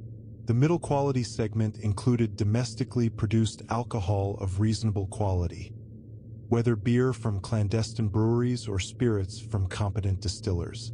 The lowest quality segment consisted of poorly made domestic product, industrial alcohol that had been redistilled or had denaturing agents partially removed, and adulterated products cut with water or other substances to increase volume at the expense of quality. Consumer sorting across these quality tiers reflected income levels and sophistication. Wealthy consumers patronized establishments that served premium imported products, paying prices that might be several times higher than pre-prohibition levels but receiving product they could trust. Middle-income consumers sought reliable mid-tier products at more moderate prices, accepting that quality might not match pre-prohibition standards, but expecting reasonable consistency and safety. Lower-income consumers often faced choosing between expensive alcohol and cheap products of uncertain quality, sometimes opting for the latter despite the risks. The economics shifted at each tier. The economics of quality production involved trade-offs between input costs and market positioning. Producing genuinely high-quality beer required quality ingredients, proper fermentation time, and adequate storage. Rushing fermentation or using inferior ingredients reduced costs but also reduced quality. Distilling quality spirits required careful attention to distillation temperature, separation of heads and tails from the usable middle fraction, and in some cases barrel aging. Cutting corners in any of these areas reduced costs but produced inferior product. The market position and operation sought to occupy determined which trade-offs made economic sense. The market found ways to solve problems that regulation would have addressed differently. Quality signaling in informal markets operated differently than in legal markets where brands and regulatory oversight provided information to consumers. Consumers could not rely on government inspection or legal recourse if products were defective or dangerous. Instead, quality signals came through establishment reputation, social networks, and pricing. Establishments that consistently served quality product developed reputations that spread through word of mouth. Higher prices sometimes served as quality signals, though this relationship was imperfect since some high prices simply reflected monopolistic positioning rather than superior quality. The risk of consuming low-quality or adulterated alcohol created real health consequences that influenced market dynamics. Industrial alcohol that had been improperly redistilled could retain dangerous denaturing chemicals. Home-distilled alcohol produced in improper equipment could contain toxic methanol if the distiller did not adequately separate the initial distillate. Adulterated products might contain substances added to increase volume or potency that were harmful to consumers. Harmful, sometimes deadly. These health risks were not merely theoretical. Documented cases of blindness, paralysis, and death from consuming toxic alcohol occurred throughout the Prohibition period. The occurrence of poisoning incidents had market effects beyond the immediate victims. When multiple poisonings occurred in an area, consumer wariness increased, sometimes leading to temporary demand reductions. Establishments associated with poisoning incidents faced reputational damage that could be difficult to overcome. Suppliers who had provided toxic product might be avoided by distributors or retailers seeking to protect their own reputations. These market responses created some incentive for quality maintenance even in the absence of regulatory oversight, though the incentives were weaker than in legal markets with functioning regulatory systems. Regional variation in enforcement intensity created different operating environments across the country. Cities with aggressive enforcement saw higher prices reflecting the increased risk premium required to compensate suppliers and distributors for elevated arrest and seizure risks. Cities with minimal enforcement allowed operations to function more openly, reducing some costs and risks, which could translate into lower prices or higher margins depending on competitive conditions. The enforcement intensity in a region influenced not just prices, but also the structure of operations, with high enforcement areas favoring smaller, more discrete operations while low enforcement areas allowed larger, more efficient operations. Cultural and demographic factors influenced both demand patterns and supply chain structures. Cities with large Italian immigrant populations maintained stronger wine consumption traditions and often had local wine production operations serving those communities. Cities with German immigrant populations had similar patterns for beer. Irish communities in cities like Boston and New York maintained strong whiskey consumption traditions and created demand that specific supply chains served. These ethnic market segments sometimes operated relatively independently from the broader market, with supply chains embedded in ethnic community networks. The relationship between ethnic communities and the informal alcohol market involved both supply and demand sides. Ethnic communities provided cultural knowledge about alcohol production that had been transmitted across generations. They also provided tight social networks where trust could be established and maintained through community reputation mechanisms. An Italian wine producer serving primarily Italian consumers operated within a network where reputation mattered intensely and where information about quality or reliability spread quickly through community channels. These network effects created both opportunities and constraints for operations embedded in ethnic communities. Geographic variations in product preferences influenced what supply chains developed in different regions. Beer consumption dominated in Midwestern and some Eastern cities with working-class populations and brewing traditions. Whiskey consumption was strong across much of the country, but particularly in regions with Scotch-Irish heritage. Wine consumption was more concentrated in cities with European immigrant populations. Rum had markets in coastal cities with Caribbean connections. These preference variations meant that the optimal product mix varied by region, and supply chains specialized accordingly. The seasonal variation in demand influenced production and distribution patterns. Summer months saw higher beer consumption in many markets, creating seasonal demand spikes that production operations needed to anticipate. Holiday periods saw increased alcohol consumption generally, creating demand surges that supply chains needed to accommodate. These seasonal patterns required either maintaining excess capacity to handle peaks or accepting shortages during high-demand periods that allowed premium pricing. Different operations made different choices about how to handle seasonal variation based on their capital constraints and market strategies. Urban versus rural market dynamics differed substantially.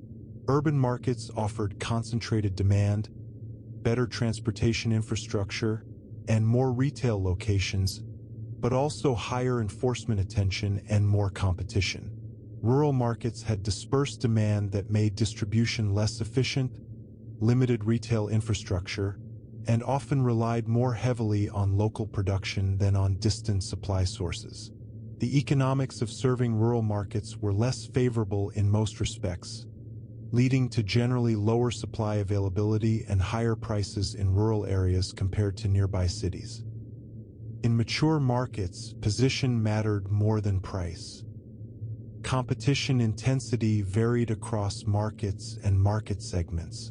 Cities with well-developed informal alcohol markets by the mid-1920s had numerous suppliers competing for customers, creating pressure on margins and requiring quality or service differentiation to maintain market position.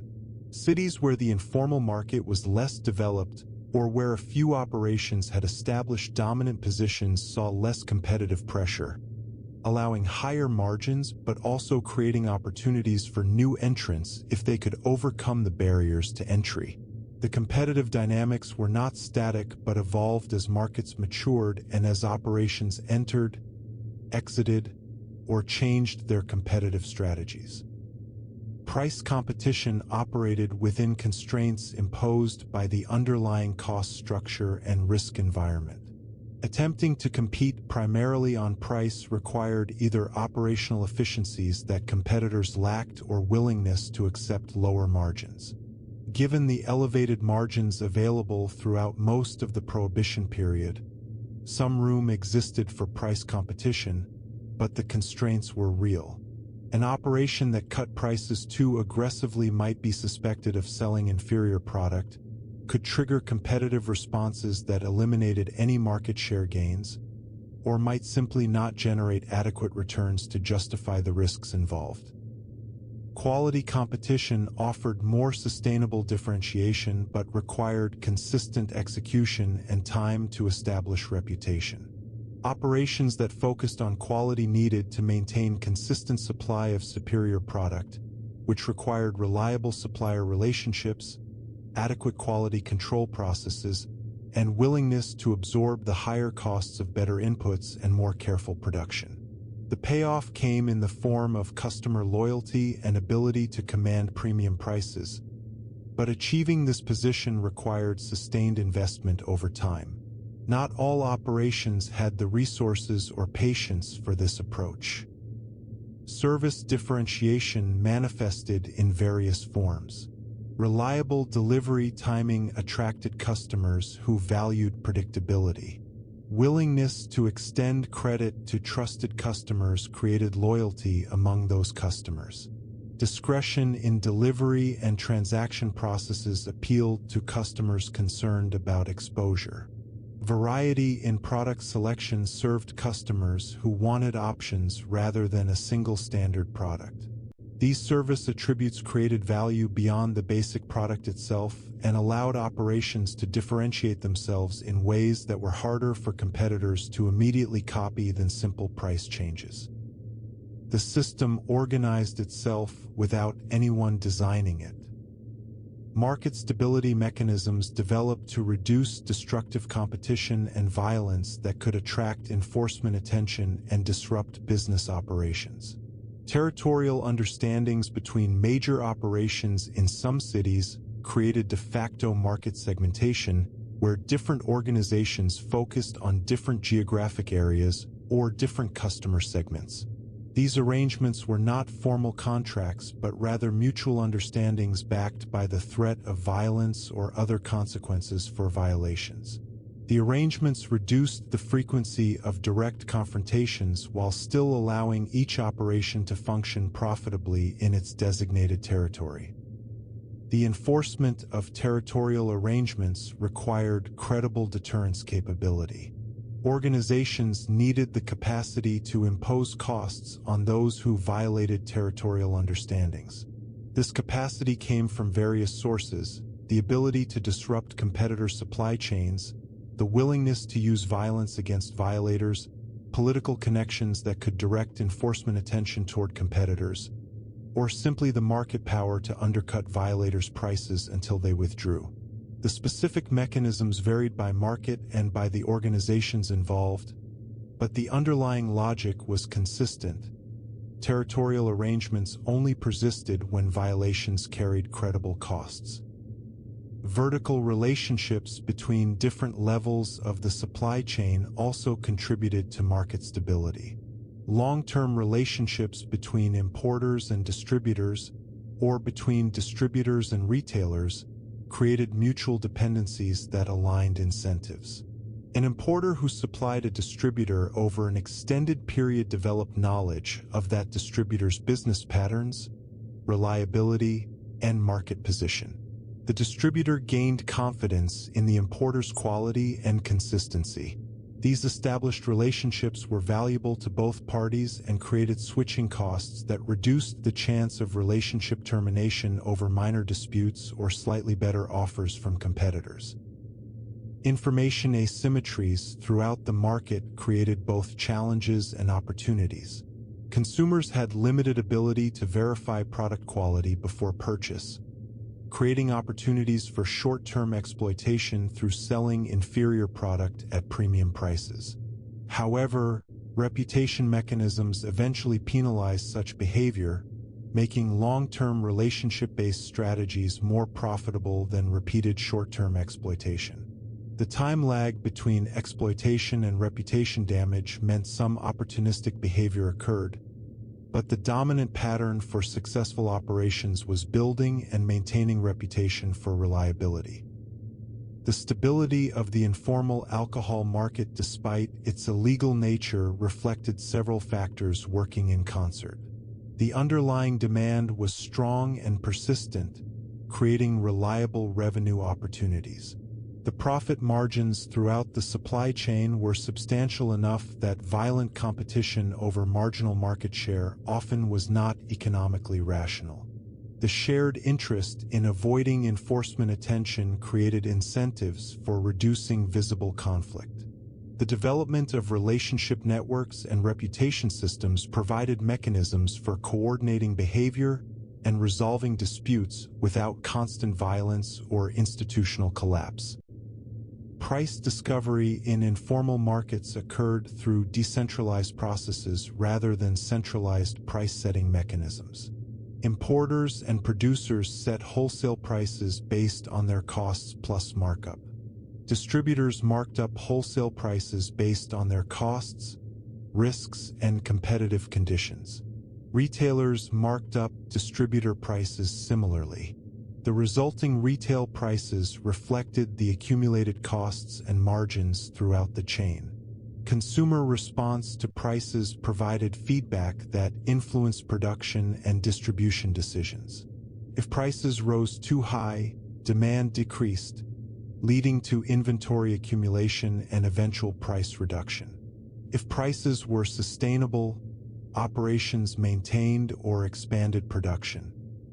The absence of price transparency across the market meant that prices for similar products could vary substantially even within single cities. A consumer buying from one establishment might pay significantly different amounts than a consumer buying comparable product elsewhere. This price dispersion reflected information barriers, product differentiation, and the transaction costs of searching for better prices in an environment where comparison shopping was difficult and risky. Operations could maintain localized pricing power within their customer bases even when lower prices were available elsewhere. Regional differences in the political economy of Prohibition created varying enforcement and operational environments. States that actively supported Prohibition with state-level enforcement statutes and resources created more difficult operating conditions than states that declined to participate in enforcement. Cities whose political machines opposed Prohibition sometimes provided explicit protection to informal alcohol operations, treating them as constituents to be protected rather than criminals to be prosecuted. These political variations created a mosaic of different operating environments across the country, each with its own risk-return profile. Markets varied. Money did not. Cash created problems of its own. Revenue had to be managed. The handling of money presented distinct challenges throughout the informal alcohol economy. Cash dominated transactions at every level, creating logistical problems around physical currency management, security, and the eventual deployment of accumulated funds. The inability to openly use banking services for illegal proceeds required alternative approaches to storing value and moving money through the economy. Retail transactions occurred almost exclusively in cash. Customers paid bartenders or sellers in currency, who accumulated cash throughout their shifts. By the end of a busy evening, a successful retail location might have accumulated hundreds or thousands of dollars in small bills. This cash needed to be secured against theft by employees or external criminals, counted accurately, and transferred to ownership or management. The physical bulk of currency in smaller denominations created handling challenges beyond the security concerns. The flow of cash from retail to distribution levels typically occurred through direct payment during product delivery or through periodic collections by distributors or their representatives. A distributor making deliveries to multiple retail locations might collect payment for previous deliveries while dropping off new inventory. This combined the efficiency of handling both product and payment in single trips, but also meant drivers carried substantial cash amounts, creating security risks. The alternative of separating delivery and collection functions reduced the cash exposure for any single trip but doubled the number of trips required. Distributors accumulated cash from multiple retail customers over time, leading to larger sums that needed to be managed. A distributor serving dozens of retail locations might accumulate tens of thousands of dollars weekly. This cash needed secure storage between collection and use for paying suppliers or other expenses. Safe deposit at banks was sometimes used, though depositing large cash amounts could attract attention. Home storage was risky due to theft potential. Commercial safe storage facilities were options but created their own security and discretion concerns. The movement of cash up the supply chain from distributors to importers or producers involved similar logistical challenges at larger scale. Payment for large shipments might involve tens or hundreds of thousands of dollars. Transporting such amounts physically was risky and conspicuous. Breaking large payments into smaller transactions reduced the risk of catastrophic loss but increased the complexity and time required to complete payment. The trust required for credit arrangements became more important at higher transaction values, as the difficulty of immediate full payment in cash increased. The relationship was built on mutual discretion. Banking relationships varied in their accessibility and utility for informal alcohol operations. Some small banks, particularly in areas where prohibition enforcement was minimal, accepted deposits from customers known to be involved in the alcohol trade. These banks might not inquire deeply into the source of funds or might maintain plausible deniability. Depositing cash allowed it to be secured and transferred through checks or bank instruments rather than physical currency movement. However, bank deposits created records that could potentially be discovered by enforcement authorities. Larger banks in major cities typically maintained more stringent policies about deposit sources, particularly as the 1920s progressed and banking regulation increased. Operations that wished to use larger banks needed to obscure the source of funds through intermediaries or front businesses. A seemingly legitimate business could deposit cash attributed to its ostensible operations while actually representing alcohol proceeds.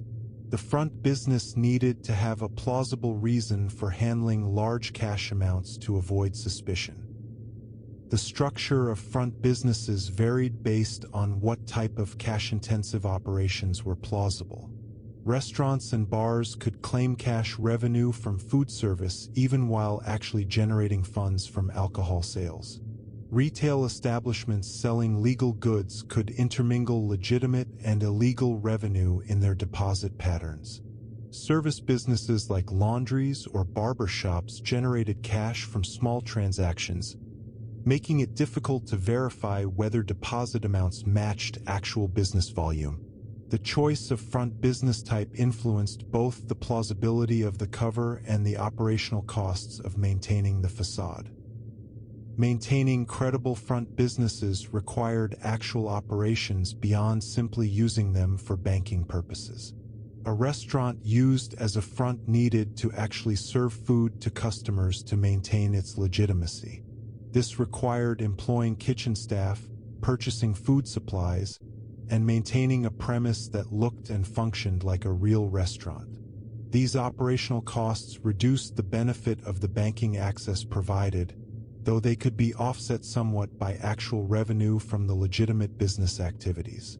The economics of front businesses involved balancing the costs of maintaining plausibility against the value of the financial infrastructure access they provided. Every efficiency created a new vulnerability. Record keeping in informal alcohol operations faced contradictory pressures. Business operations at any significant scale required records to track inventory, accounts receivable and payable, employee payments, and profits. Without adequate records, operations risked losing control of their financial position, being unable to detect employee theft, or making poor business decisions based on inadequate information. However, detailed records could become evidence if discovered by authorities. The records that made operations more efficient also made them more vulnerable to prosecution. The compromise many operations reached involved maintaining minimal records that captured essential information without documenting illegal activities explicitly. Coded notations might track inventory and transactions without stating explicitly that the goods were alcohol. Simplified accounting might track major cash flows without maintaining the detailed records that legal businesses typically kept. Some operations avoided written records entirely, relying on memory and informal systems, though this limited their ability to scale or manage complex operations effectively. The payment of wages to employees presented specific money management challenges. Workers expected regular payment, typically weekly or bi-weekly. For small operations with a few workers, paying wages in cash from revenue was straightforward. Larger operations with dozens or hundreds of workers needed more systematic approaches.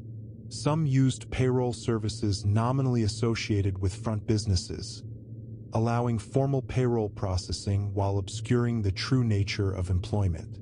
Others maintained cash-based wage payments, requiring secure storage of substantial funds on payday and creating predictable patterns that could be exploited by criminals aware of the timing. The compensation of suppliers required transferring funds that were often substantial enough to make cash handling difficult. An importer receiving payment for a large shipment might be owed $50,000 or more. Delivering this amount in cash required transporting significant physical currency volumes and created obvious security risks. Bank instruments like checks or money orders reduced the physical security risk but created paper trails. Some transactions occurred through in-kind trades or through offset arrangements where mutual debts were netted against each other, reducing the cash that needed to actually change hands. Credit relationships in the informal market reflected the trust and mutual dependency between transaction partners. Extending credit to customers allowed business expansion by enabling sales to those who lacked immediate cash or who preferred to pay after receiving and selling product. However, credit extension created collection risk since debts could not be enforced through legal systems. The decision to extend credit involved assessing the reliability of the borrower and the relationship dynamics. Established customers with proven track records received credit more readily than new or unknown customers. Default on informal credit created complications that differed from legal debt collection. The creditor could not sue for payment, could not report the debt to credit agencies, and could not use legal mechanisms to seize assets. The alternatives were negotiation, pressure through shared social networks, or violence. different operations had different capabilities and preferences for these approaches. Some relied primarily on reputation damage, where known defaults would make it difficult for the defaulter to obtain credit from others. Some used intimidation or violence to compel payment. The methods chosen influenced the operation's reputation and its relationships within the broader informal market. The money had to go somewhere. The accumulation of wealth from successful alcohol operations created investment and asset management challenges. Individuals and organizations that generated substantial profits needed to deploy those funds in ways that preserved value and eventually allowed use of the accumulated wealth.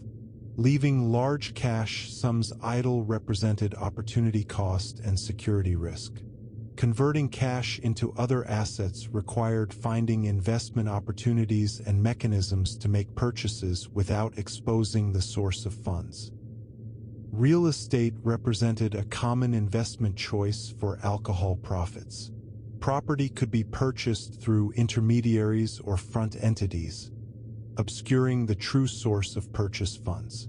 Real estate provided both wealth storage and potential income through rentals.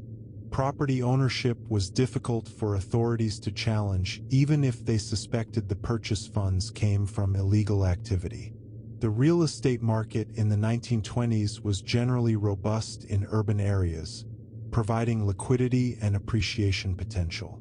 However, the 1929 crash and subsequent depression affected real estate values, creating losses for those heavily invested in property.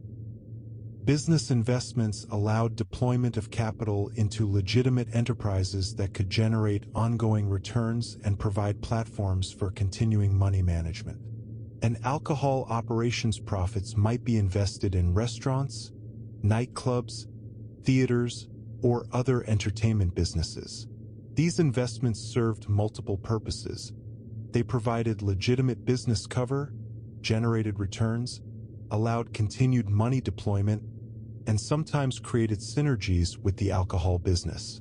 A nightclub that served alcohol illegally while operating a legitimate entertainment business benefited from the combined revenue streams. Stock market investments were available to those with accounts at brokerages, though opening accounts required identity documentation and compliance with what regulations existed in the 1920s.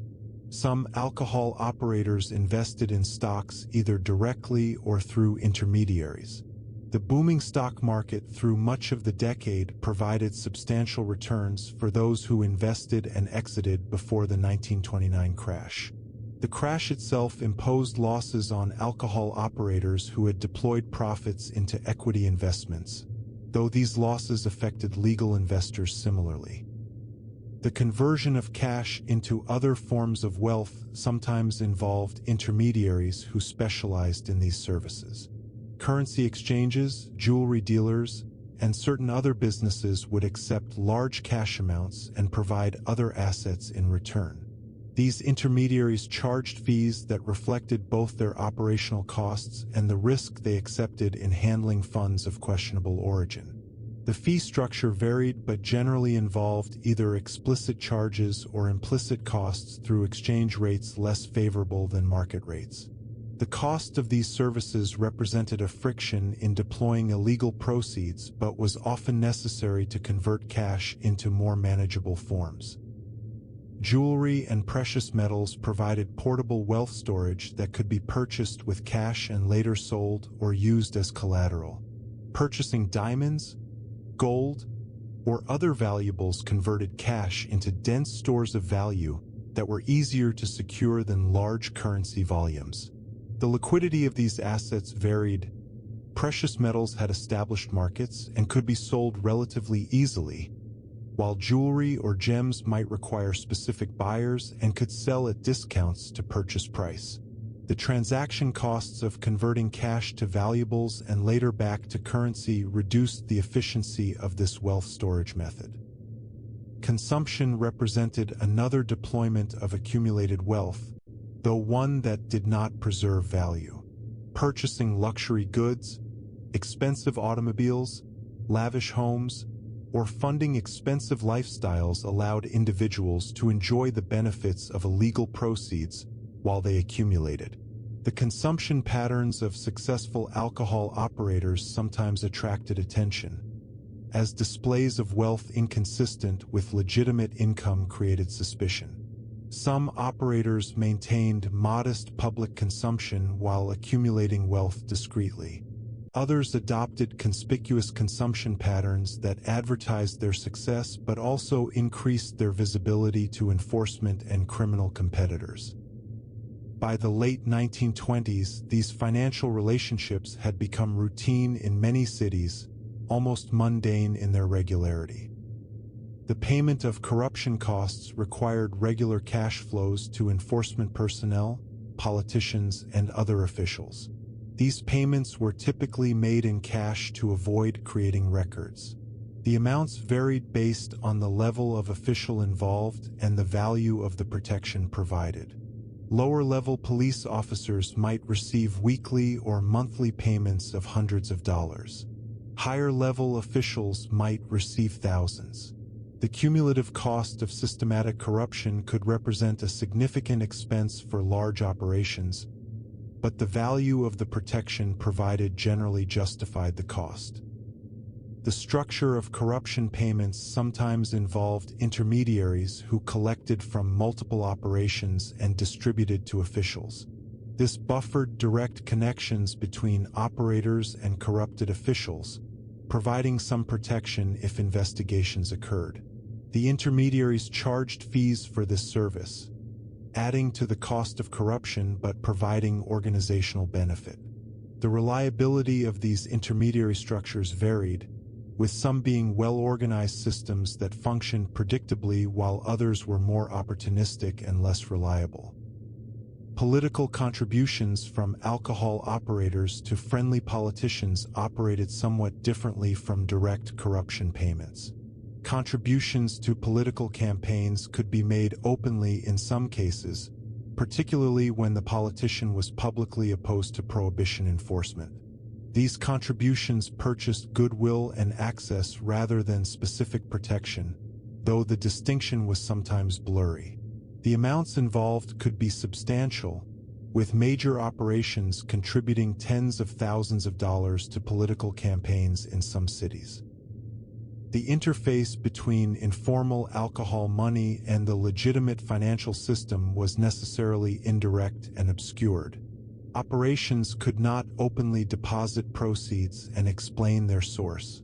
They needed to structure financial interactions to maintain plausible deniability or to segment illegal and legal financial flows. This created inefficiencies compared to legal businesses that could freely use banking services.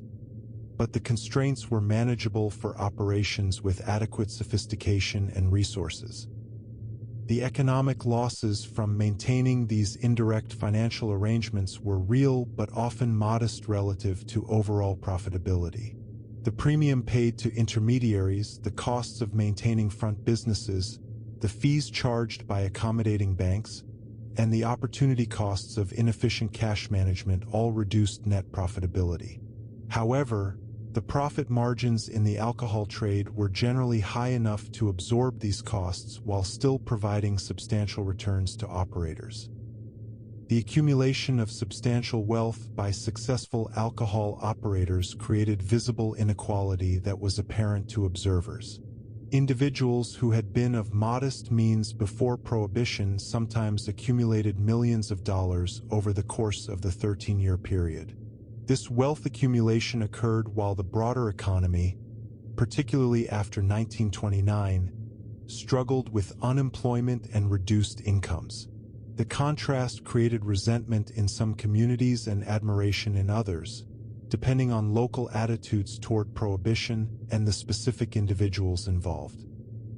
Wealth concentration within informal alcohol markets was substantial. The most successful operations captured the largest share of profits, while smaller operations operated on thinner margins. This inequality within the informal market mirrored patterns in legal markets where scale advantages and market power concentrated wealth among the most successful enterprises. The distribution of wealth across participants ranged from household operators earning modest supplemental income to organization leaders accumulating fortunes worth millions in period dollars. The deployment of alcohol profits into legitimate business expansion allowed some operators to transition toward legal activities over time.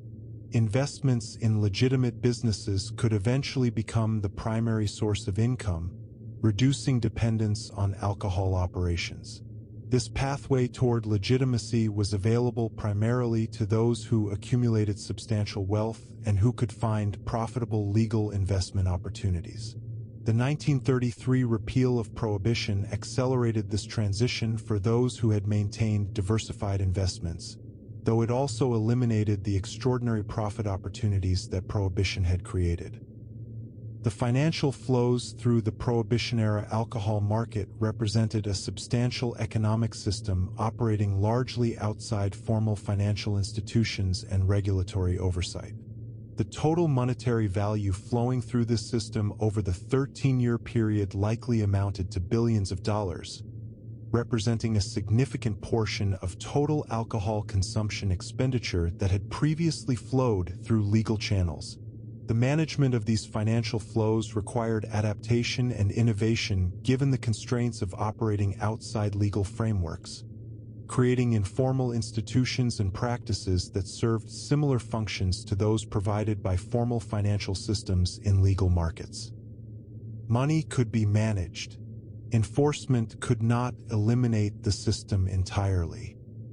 The final question was persistence. Why the system survived. The informal alcohol economy persisted throughout the entire Prohibition period despite continuous enforcement pressure, operational disruptions, and the inherent instabilities of operating outside legal frameworks. This persistence was not accidental but reflected structural characteristics that made the system resilient to the pressures it faced. Understanding why the system survived and adapted rather than collapsing reveals the underlying economics that sustained it. The fundamental driver of persistence was the continued strength of demand for alcohol. Consumer preferences for alcohol consumption did not disappear when Prohibition began. Cultural traditions around alcohol consumption, social drinking patterns, and individual preferences all continued largely unchanged. The regulatory change altered the legal status of alcohol but not the underlying desire for it among significant portions of the population. This persistent demand created ongoing revenue opportunities that attracted continued participation in supply despite the risks. The demand was not merely persistent but also relatively inelastic to price increases. Consumers who valued alcohol access were willing to pay substantially higher prices under Prohibition than they had paid in legal markets. This price inelasticity meant that the higher costs imposed by Prohibition, risk premiums, transportation inefficiencies, corruption payments, and enforcement losses could be passed through to consumers without eliminating demand. The market could bear these elevated costs while still providing profits throughout the supply chain. The profit margins available throughout Prohibition created strong incentives for continued participation. Even accounting for all the risks and costs, the returns available from alcohol operations generally exceeded what could be earned in legal businesses requiring comparable capital and effort. A distributor might earn returns on capital of 50% or more annually. A successful retail operation could generate profits several times higher than a comparable legal business. These elevated returns compensated for the risks and attracted ongoing participation despite periodic disruptions. The competitive nature of the market created redundancy that enhanced system resilience. When one operation was disrupted by enforcement action or internal problems, others expanded to serve the demand that operation had been meeting. When one supply route became too risky, alternative routes developed. When one source of supply was eliminated, others increased production or new sources emerged.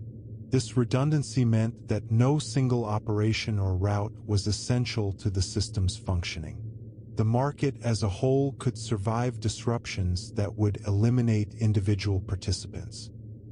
The organizational structure of the informal alcohol market, with many independent operations rather than centralized control, contributed to resilience. There was no single point of failure whose elimination would collapse the entire system. Federal authorities could close large operations, but this simply redistributed market share to surviving operations or created opportunities for new entrants. The distributed structure made the system resistant to coordinated enforcement campaigns that might have been more effective against a more centralized industry. Adaptation occurred continuously as operations adjusted to changing circumstances. Enforcement campaigns in specific areas led to operations relocating, changing methods, or temporarily reducing activity. Successful enforcement techniques that worked against one operation led others to modify their practices to avoid the same vulnerabilities. New laws or regulations prompted operational adjustments. The price of these adaptations was often modest relative to the profit opportunities, making adjustment preferable to exit. The learning that occurred across the informal market created cumulative operational sophistication. Operations that survived early Prohibition learned from their experiences and those of others. Knowledge about effective practices spread through industry networks. By the mid-1920s, operations had generally become more sophisticated about managing risks, organizing operations, and handling money than they had been in the early period. This accumulation of operational knowledge made the system more efficient and more resistant to disruption over time. The system fed itself. The corruption of enforcement and political systems created protective barriers that insulated operations from some enforcement pressure. Operations that invested in systematic corruption gained advance warning of enforcement actions, reduced enforcement attention in their territories, and sometimes received active protection from corrupted officials. While corruption was not universal and varied greatly across jurisdictions, its existence in key locations and at key levels of enforcement created zones where operations could function with reduced risk. The resources available to sustain corruption came from the substantial profits the alcohol trade generated, creating a self-reinforcing protection mechanism. The political environment surrounding Prohibition shifted over the course of the period in ways that generally favored persistence of the informal market. Initial strong public support for Prohibition eroded over time as the practical consequences became apparent. By the late 1920s, substantial portions of the population opposed Prohibition or at least opposed aggressive enforcement. This shift in public opinion influenced enforcement priorities, political support for Prohibition, and the willingness of juries to convict violators. The changing political climate created a more permissive environment that reduced some pressures on informal alcohol operations. The relationship between the informal alcohol market and local political machines in some cities created mutually beneficial arrangements. Political organizations received financial support from alcohol operations through campaign contributions and sometimes direct payments. In return, they provided political protection through influencing enforcement priorities, appointing sympathetic officials, and using political power to shield operations from prosecution. These arrangements were strongest in cities with established political machine governance, creating islands of relative security within the broader Prohibition enforcement landscape. The economic integration of the informal alcohol market into local economies created constituencies that benefited from its continuation.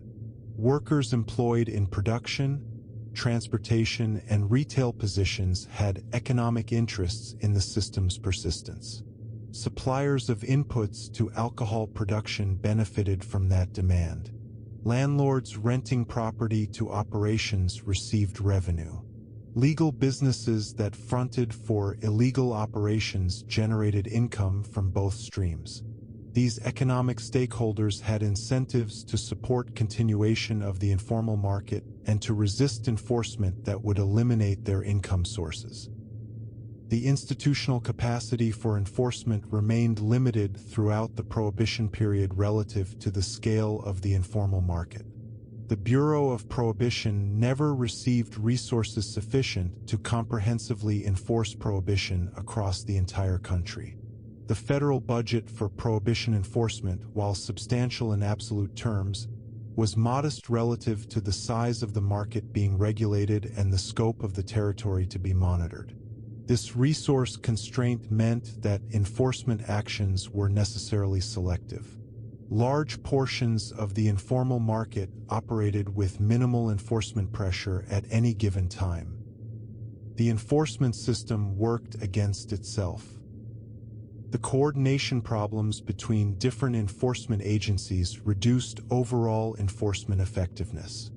Federal prohibition agents, state police, local police, customs officials, and Coast Guard units all had some prohibition enforcement responsibilities. But coordination between these agencies was often poor. Information sharing was inconsistent. Jurisdictional disputes arose. Different agencies had different priorities. These coordination failures created gaps in enforcement coverage that operations could exploit. The institutional structure of prohibition enforcement was fragmented in ways that enhanced market persistence. The legal system's processing capacity created bottlenecks that limited the impact of arrests.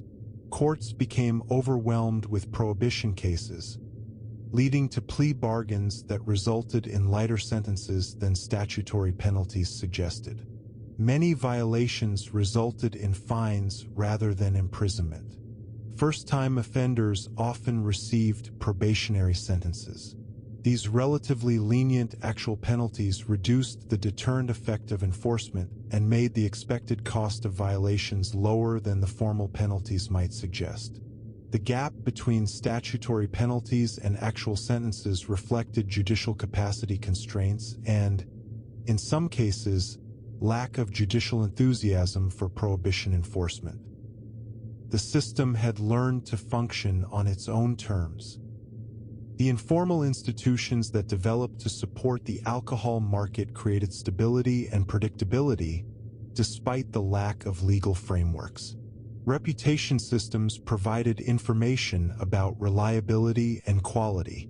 Informal arbitration mechanisms resolved commercial disputes. Shared understandings about territorial divisions reduced destructive competition. Credit relationships developed based on trust and repeated interactions. These informal institutions served functions similar to those provided by legal institutions in legal markets, allowing commercial relationships to function despite the inability to use courts or regulatory agencies. The technological environment of the 1920s created opportunities for informal alcohol operations that might not have existed in earlier or later periods. Motor vehicles provided transportation flexibility that railways could not match. Telephones allowed coordination across distance. The scale of cities had grown large enough to provide concentrated demand and anonymity, but surveillance technology had not yet developed to allow comprehensive monitoring. The technological conditions were favorable for the type of distributed, mobile operations that characterized Prohibition-era alcohol markets. The economic prosperity of most of the 1920s supported continued strong demand and provided employment alternatives that made enforcement careers relatively less attractive. The general economic expansion meant that police and prohibition agent salaries did not keep pace with wages in growing private sector industries. This wage differential made recruitment of enforcement personnel more difficult and increased the temptation for enforcement personnel to accept corruption payments that could substantially supplement their official incomes.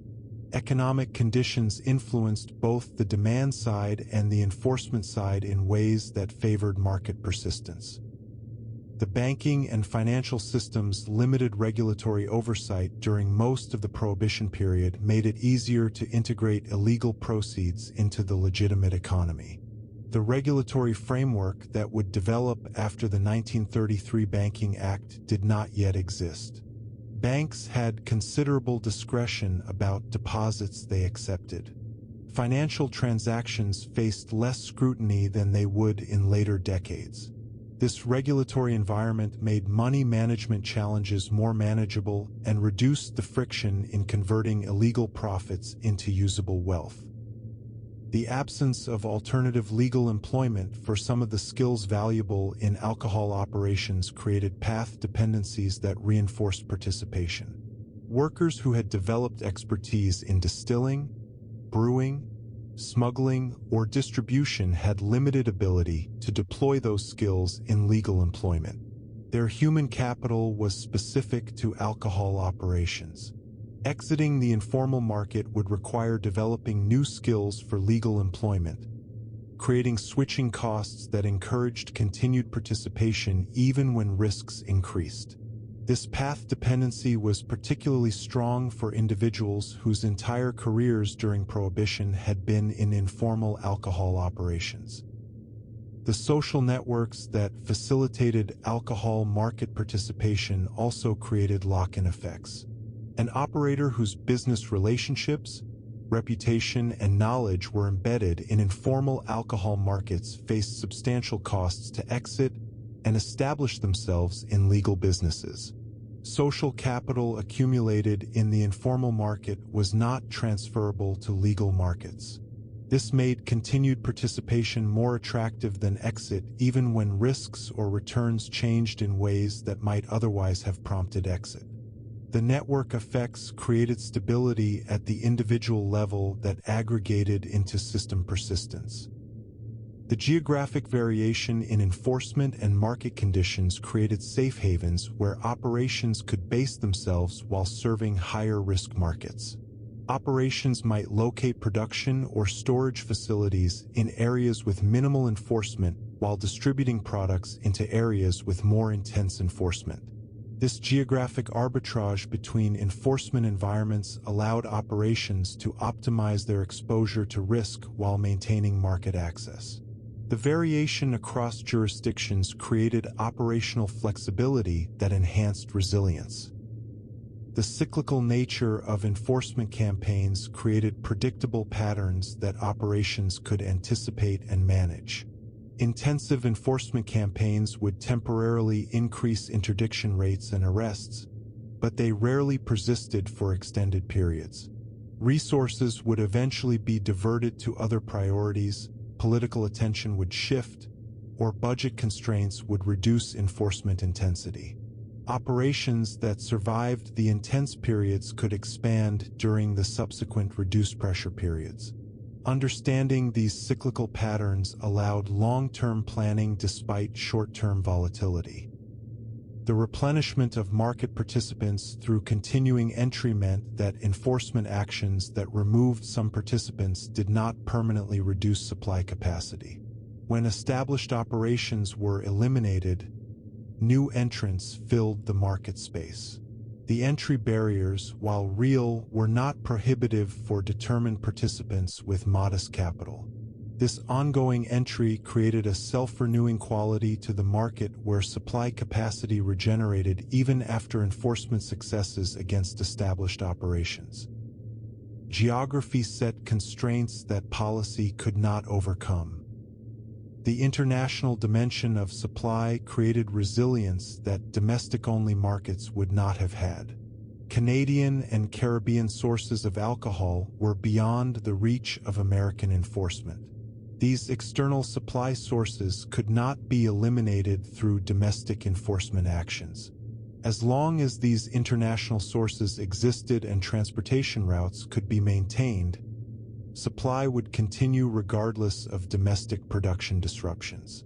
The international supply network provided a form of insurance against domestic enforcement campaigns.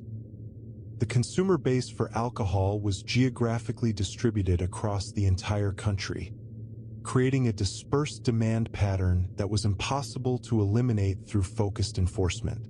Unlike markets concentrated in specific locations that could be targeted, alcohol demand existed in cities, towns, and rural areas throughout the nation. Enforcement resources could not be concentrated effectively against such dispersed demand. This geographic distribution of demand meant that supply networks could always find customers even if specific markets became too risky. The social acceptability of alcohol consumption in many communities created protective environments for informal alcohol operations. In communities where most residents opposed prohibition or regularly consumed alcohol themselves, the social stigma against alcohol operations was minimal. Neighbors did not report violations. Juries were reluctant to convict. Local police had limited enthusiasm for enforcement. These community-level attitudes created operating environments where risks were lower and persistence was easier. The geographic patchwork of community attitudes meant that protective environments existed in many locations. Capital accumulation created positive feedback. Success bred resources that enhanced the ability to persist. The accumulation of capital within successful operations created resources that could be deployed for protection, political influence, and resilience against disruptions. Well-capitalized operations could afford legal representation that could delay prosecutions or achieve favorable outcomes. They could invest in political protection through corruption or legitimate political influence. They could absorb the losses from periodic seizures without operational collapse.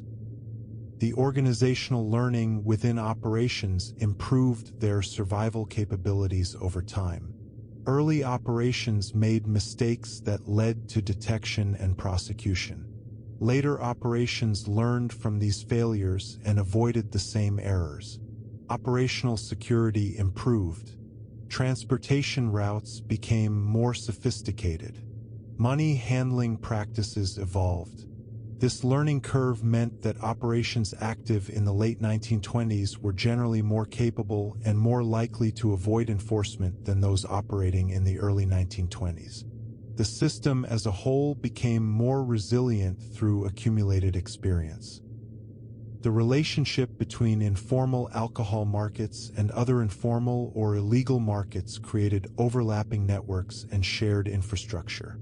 Organizations involved in alcohol might also participate in gambling, prostitution, or other illegal markets. These diversified operations could absorb losses in one market through profits from another. The infrastructure developed for alcohol distribution could serve other products.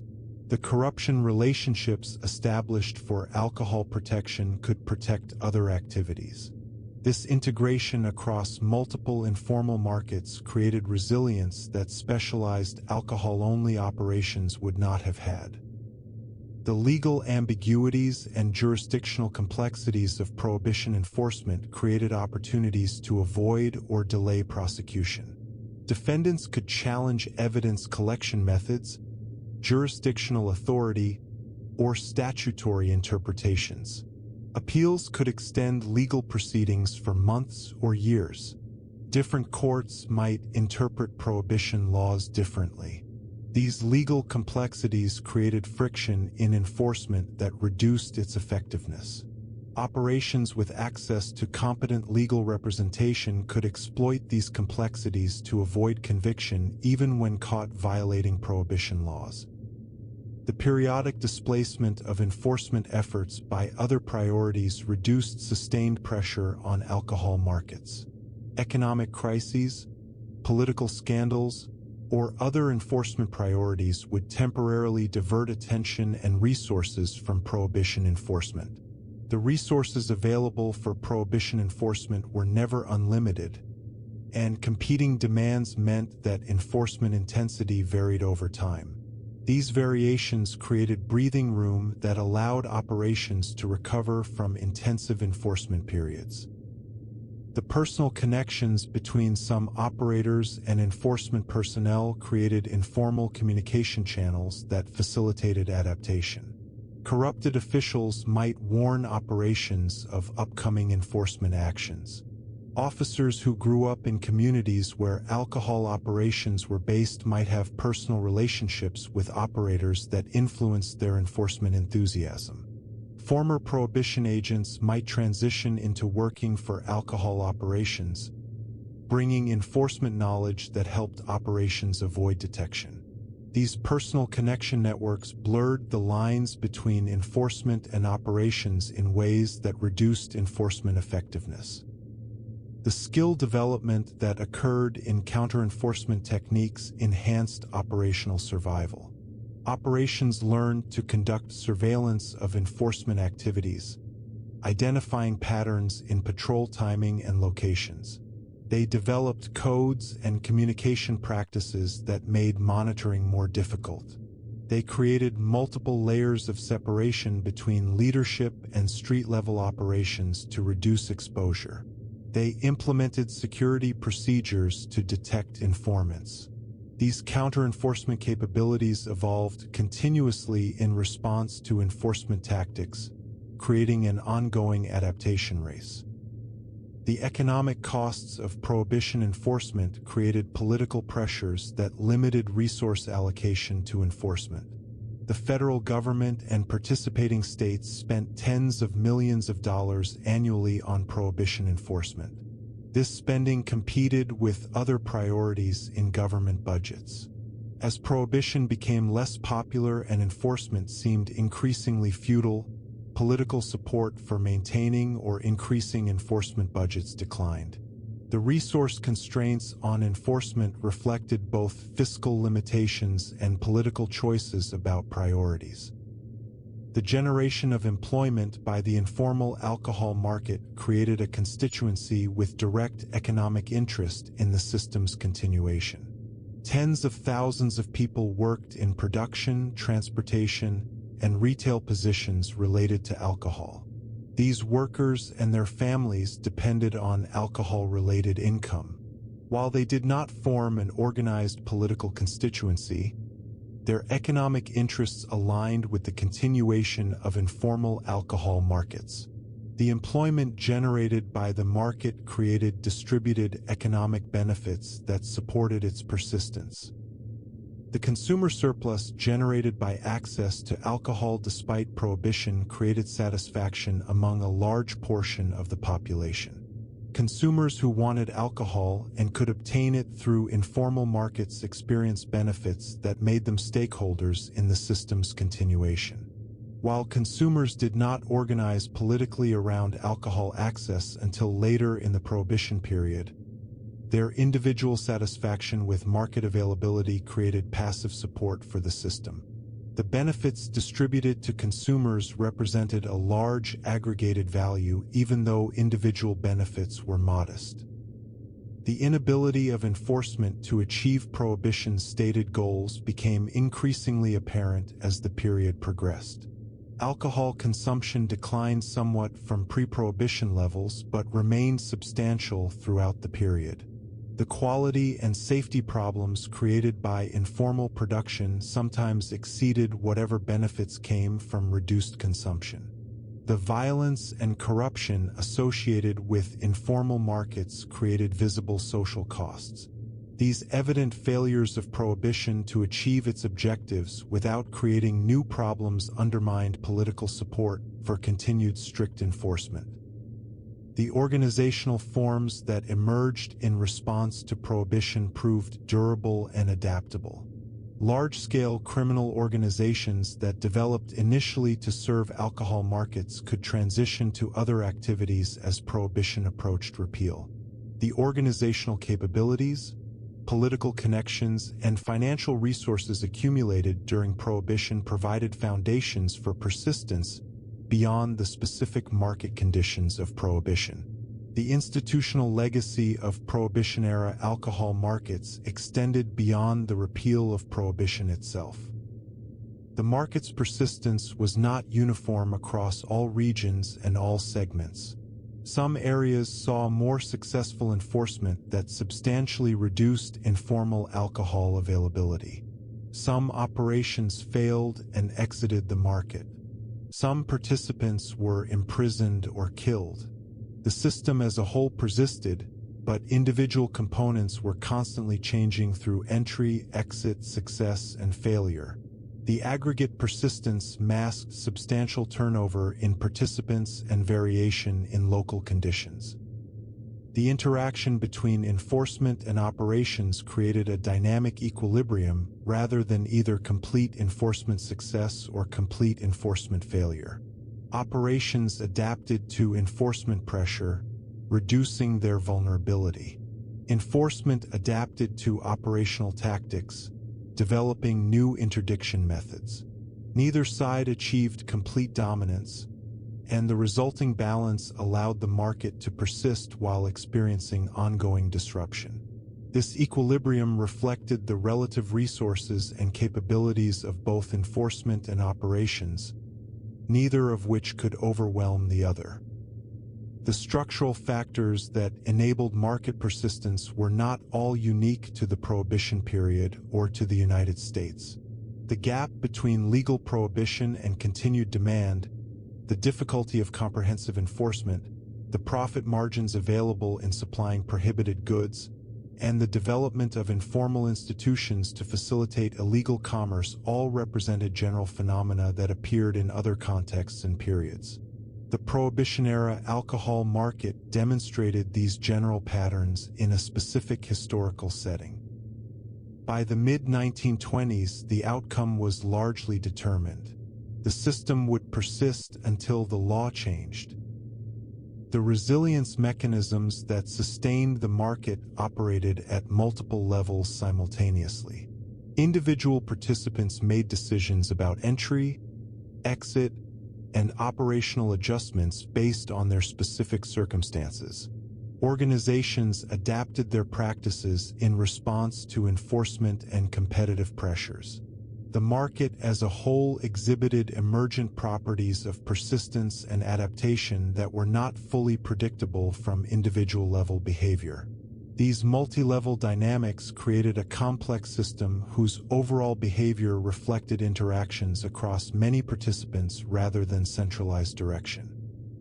The capacity for regeneration after disruption reflected both the continued underlying demand and the distributed nature of supply. When a major operation was eliminated, the demand it had served remained. Other suppliers expanded to serve that demand or new suppliers entered. The distributed production capacity meant that no single facility's closure could eliminate supply. The multiple transportation routes meant that closing one route simply shifted traffic to others. This regenerative capacity made the system resistant to incremental enforcement efforts. The economic incentives that sustained participation remained strong throughout the Prohibition period despite the risks. The combination of high profit margins, manageable risks through adaptation and corruption, and limited attractive legal alternatives created conditions where participation remained economically rational for many people. The economic fundamentals of strong demand, limited legal supply, and enforcement that was real but not comprehensive created sustainable profit opportunities that attracted ongoing participation. The informal institutions that developed to facilitate market operations provided the coordination and predictability necessary for commercial relationships to function. Without legal contracts or regulatory oversight, these informal institutions served essential functions. Their effectiveness varied across locations and over time, but where they functioned well, they enabled complex commercial relationships and substantial business operations. The development of these informal institutions was neither instantaneous nor universal, but their gradual emergence and refinement supported market growth and persistence. The system's ability to absorb losses and continue functioning reflected both redundancy in capacity and the regenerative entry of new participants. Seizures of product, arrests of personnel, and disruption of operations occurred regularly throughout the Prohibition period. These losses reduced the profitability of affected operations and sometimes forced them to exit. But the market-level impact was limited because other operations filled the gaps. The overall supply capacity remained adequate to serve demand despite continuous incremental losses to enforcement. The political protection purchased through corruption created zones of reduced enforcement that allowed operations to function more openly and efficiently. These zones were not static but shifted based on political changes, the reliability of corrupted officials, and the amount of protection payments operations could sustain. The geography of political protection influenced where operations chose to base themselves and shaped the overall distribution of informal alcohol activity across the country. The adaptation that occurred was not merely defensive but sometimes created operational improvements that would not have developed without enforcement pressure. The need to avoid detection drove innovation in concealment methods, transportation routes, and organizational structures. Some of these adaptations increased efficiency beyond what would have occurred in a legal market without the same pressures.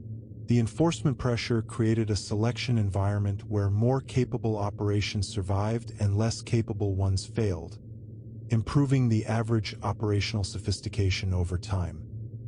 The market's persistence ultimately reflected a balance between the economic forces sustaining it and the institutional forces opposing it. The economic forces included strong demand, profitable supply opportunities, and effective informal institutions. The institutional forces included legal prohibition, enforcement efforts, and social opposition to the alcohol trade in some communities. The balance between these forces varied over time and across locations, but the economic forces generally proved stronger than the institutional forces throughout most of the Prohibition period in most locations. The system that emerged and persisted was not designed or centrally organized, but rather evolved through countless individual decisions about participation, operational methods, and responses to changing conditions. The coherence and functionality of the overall system was an emergent property of these decentralized decisions rather than the result of coordination or planning. This decentralized emergence created a system that was robust to disruptions that might have collapsed more centrally organized structures. The relationships between different levels of the supply chain created interdependencies that strengthened persistence. Producers needed distributors to reach consumers. Distributors needed reliable suppliers and customer bases. Retailers needed consistent supply. These mutual dependencies created incentives for cooperation and relationship maintenance that supported market stability.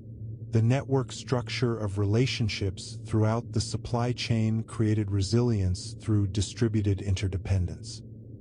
The accumulated wealth from years of alcohol operations created resources that could sustain participation even when current profitability declined. Operations that had been highly profitable in the early and mid-1920s had accumulated capital that could be drawn down to maintain operations during less profitable periods. This financial cushion allowed persistence through temporary difficulties that might have forced less capitalized operations to exit. The wealth accumulation from profitable periods enhanced resilience during difficult periods. The knowledge and skills developed through participation in informal alcohol markets represented human capital that maintained value only within those markets or similar contexts. Workers and operators who had spent years developing expertise in clandestine production, smuggling, or distribution had accumulated capital specific to those activities. This specific human capital created incentives to continue participation since exit would abandon the accumulated expertise. The specificity of skills and knowledge created persistence through path dependence. The knowledge passed from one generation to the next, adapting as it went. The market functioned continuously from prohibitions beginning in 1920 through its end in 1933, adapting to changing conditions throughout the period without collapse or fundamental disruption. The scale of operations varied over time. The specific participants changed, operational methods evolved, and enforcement pressure fluctuated. But the basic structure of supply meeting demand through informal channels remained constant.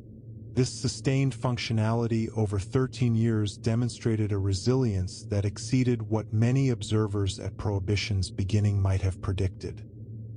13 years after Prohibition began, the system showed no signs of collapsing on its own. The comparison between different national approaches to alcohol regulation during the 1920s provided context for evaluating the American Prohibition experience. Canada maintained legal alcohol production with provincial controls. Many European countries continued traditional regulatory approaches. The different outcomes across countries with different approaches provided evidence about what Prohibition could achieve and what problems it created. These international comparisons influenced American debates about Prohibition policy. The experience in other countries demonstrated that alternatives to Prohibition existed that might avoid some of its problems while still addressing concerns about alcohol consumption. The legacy institutions that emerged from Prohibition influenced American society beyond the Repeal period.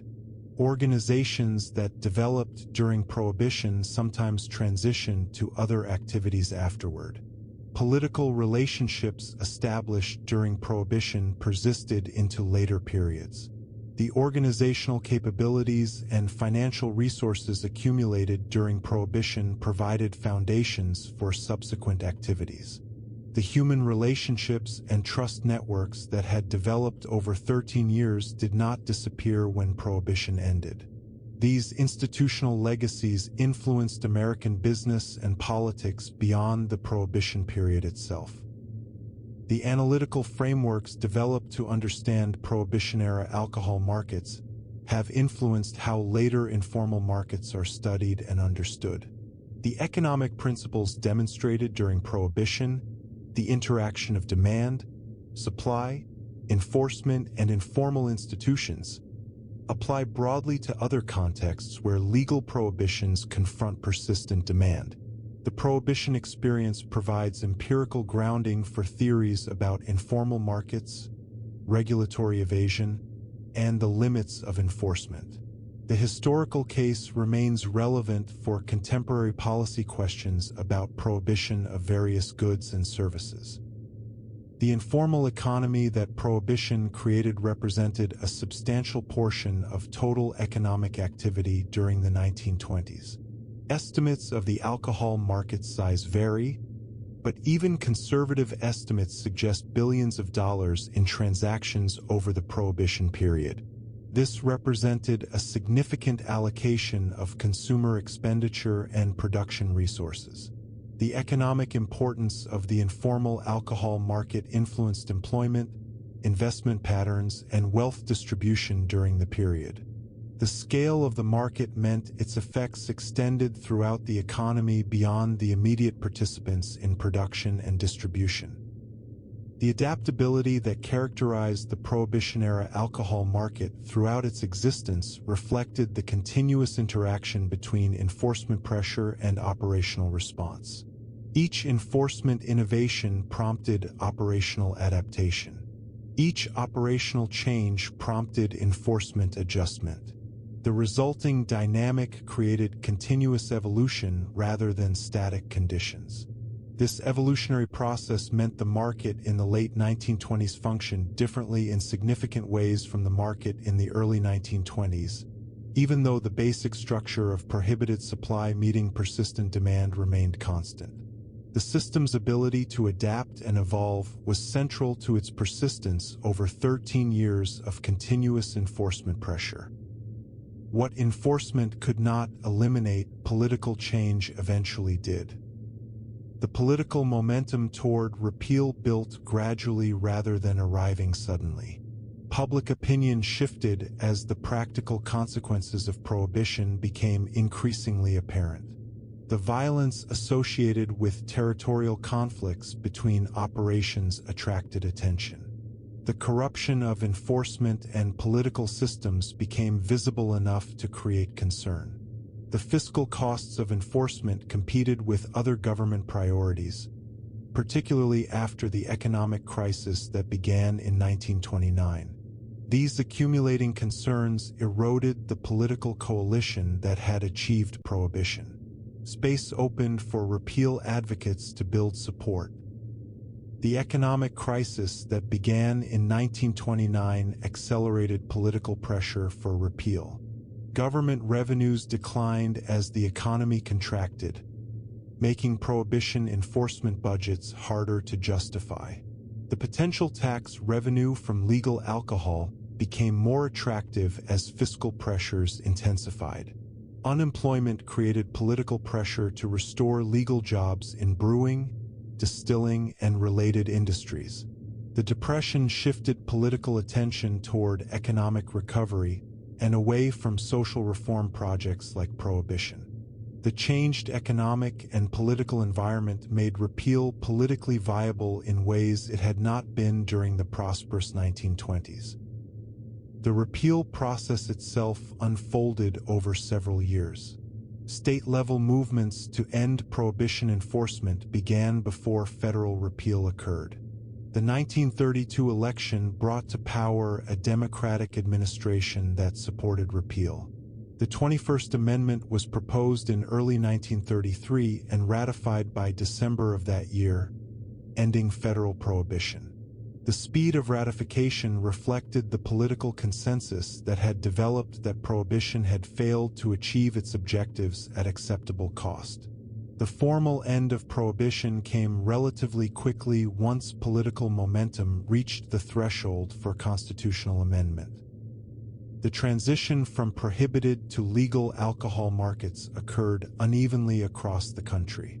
Some states moved quickly to establish legal regulatory frameworks and license producers and retailers. Others maintained Prohibition at the state level for years after federal repeal.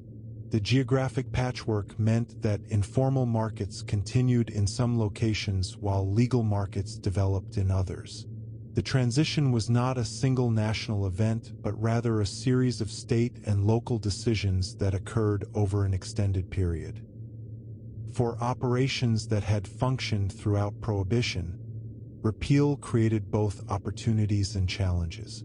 Those with capital and operational experience could potentially transition to legal operations by obtaining licenses and converting informal businesses into legitimate enterprises.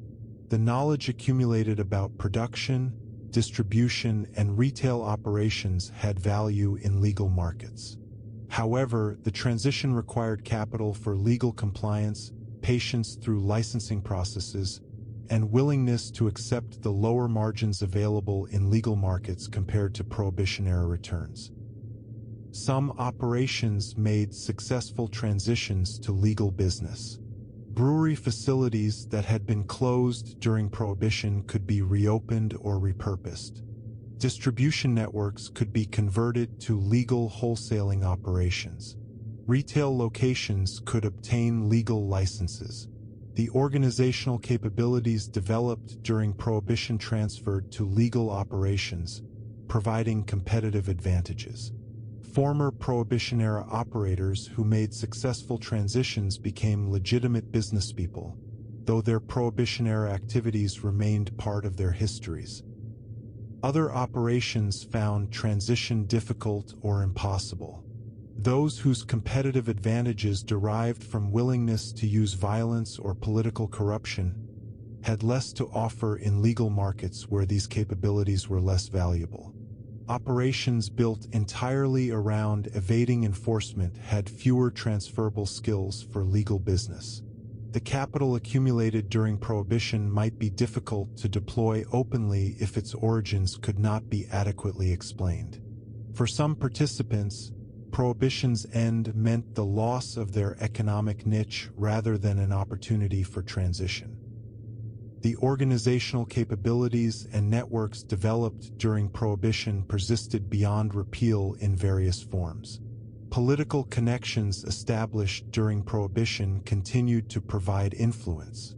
Financial resources accumulated during Prohibition funded subsequent business ventures. The organizational knowledge about managing large-scale operations transferred to other contexts. The human relationships and trust networks that had developed over 13 years did not disappear when Prohibition ended. These institutional legacies influenced American business and politics beyond the Prohibition period itself. The market unwound gradually as legal alternatives became available, and as enforcement of remaining state prohibitions proved as difficult as federal prohibition had been. Consumer demand shifted toward legal suppliers as they became available, drawn by the safety, quality, and convenience of legal products. Informal operations lost their market advantages as legal competition emerged. The profit margins that had sustained informal markets during Prohibition compressed as legal supply increased. The economic fundamentals that had sustained the informal market reversed as Prohibition ended. The violence and corruption that had characterized Prohibition-era alcohol markets declined as legal markets developed and the extraordinary profits from informal markets disappeared. Territorial conflicts over illegal alcohol markets became irrelevant as legal distribution channels emerged. The corruption that had been sustained by alcohol profits lost its primary funding source. The organizational capabilities that had been developed for illegal markets needed new applications or faced obsolescence. The social costs associated with Prohibition diminished as the informal market contracted. The speed of unwinding varied by location and market segment. In areas that established legal markets quickly, the transition was rapid. In areas that maintained state or local prohibition, informal markets persisted longer. Premium imported products became legally available quickly through licensed importers. Lower-tier markets where informal production had served price-sensitive consumers transitioned more slowly. The market did not transform uniformly but rather disaggregated into different trajectories based on local conditions and market segments. The memory of Prohibition influenced subsequent alcohol regulation and broader drug policy debates. The demonstrated difficulties of enforcing Prohibition against persistent demand informed policy discussions about regulation versus Prohibition approaches.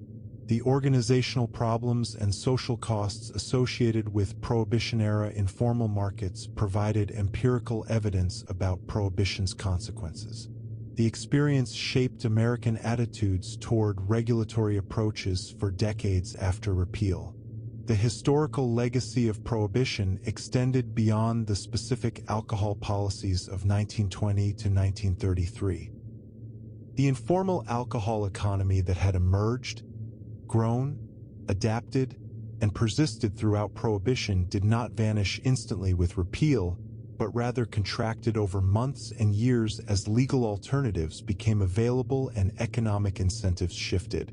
The system that had demonstrated remarkable resilience under enforcement pressure proved less durable against competition from legal markets that eliminated its fundamental advantage. When that gap closed through repeal, the economic foundations supporting the informal market eroded, and the system wound down through the same distributed decisions that had built it. The market did not disappear.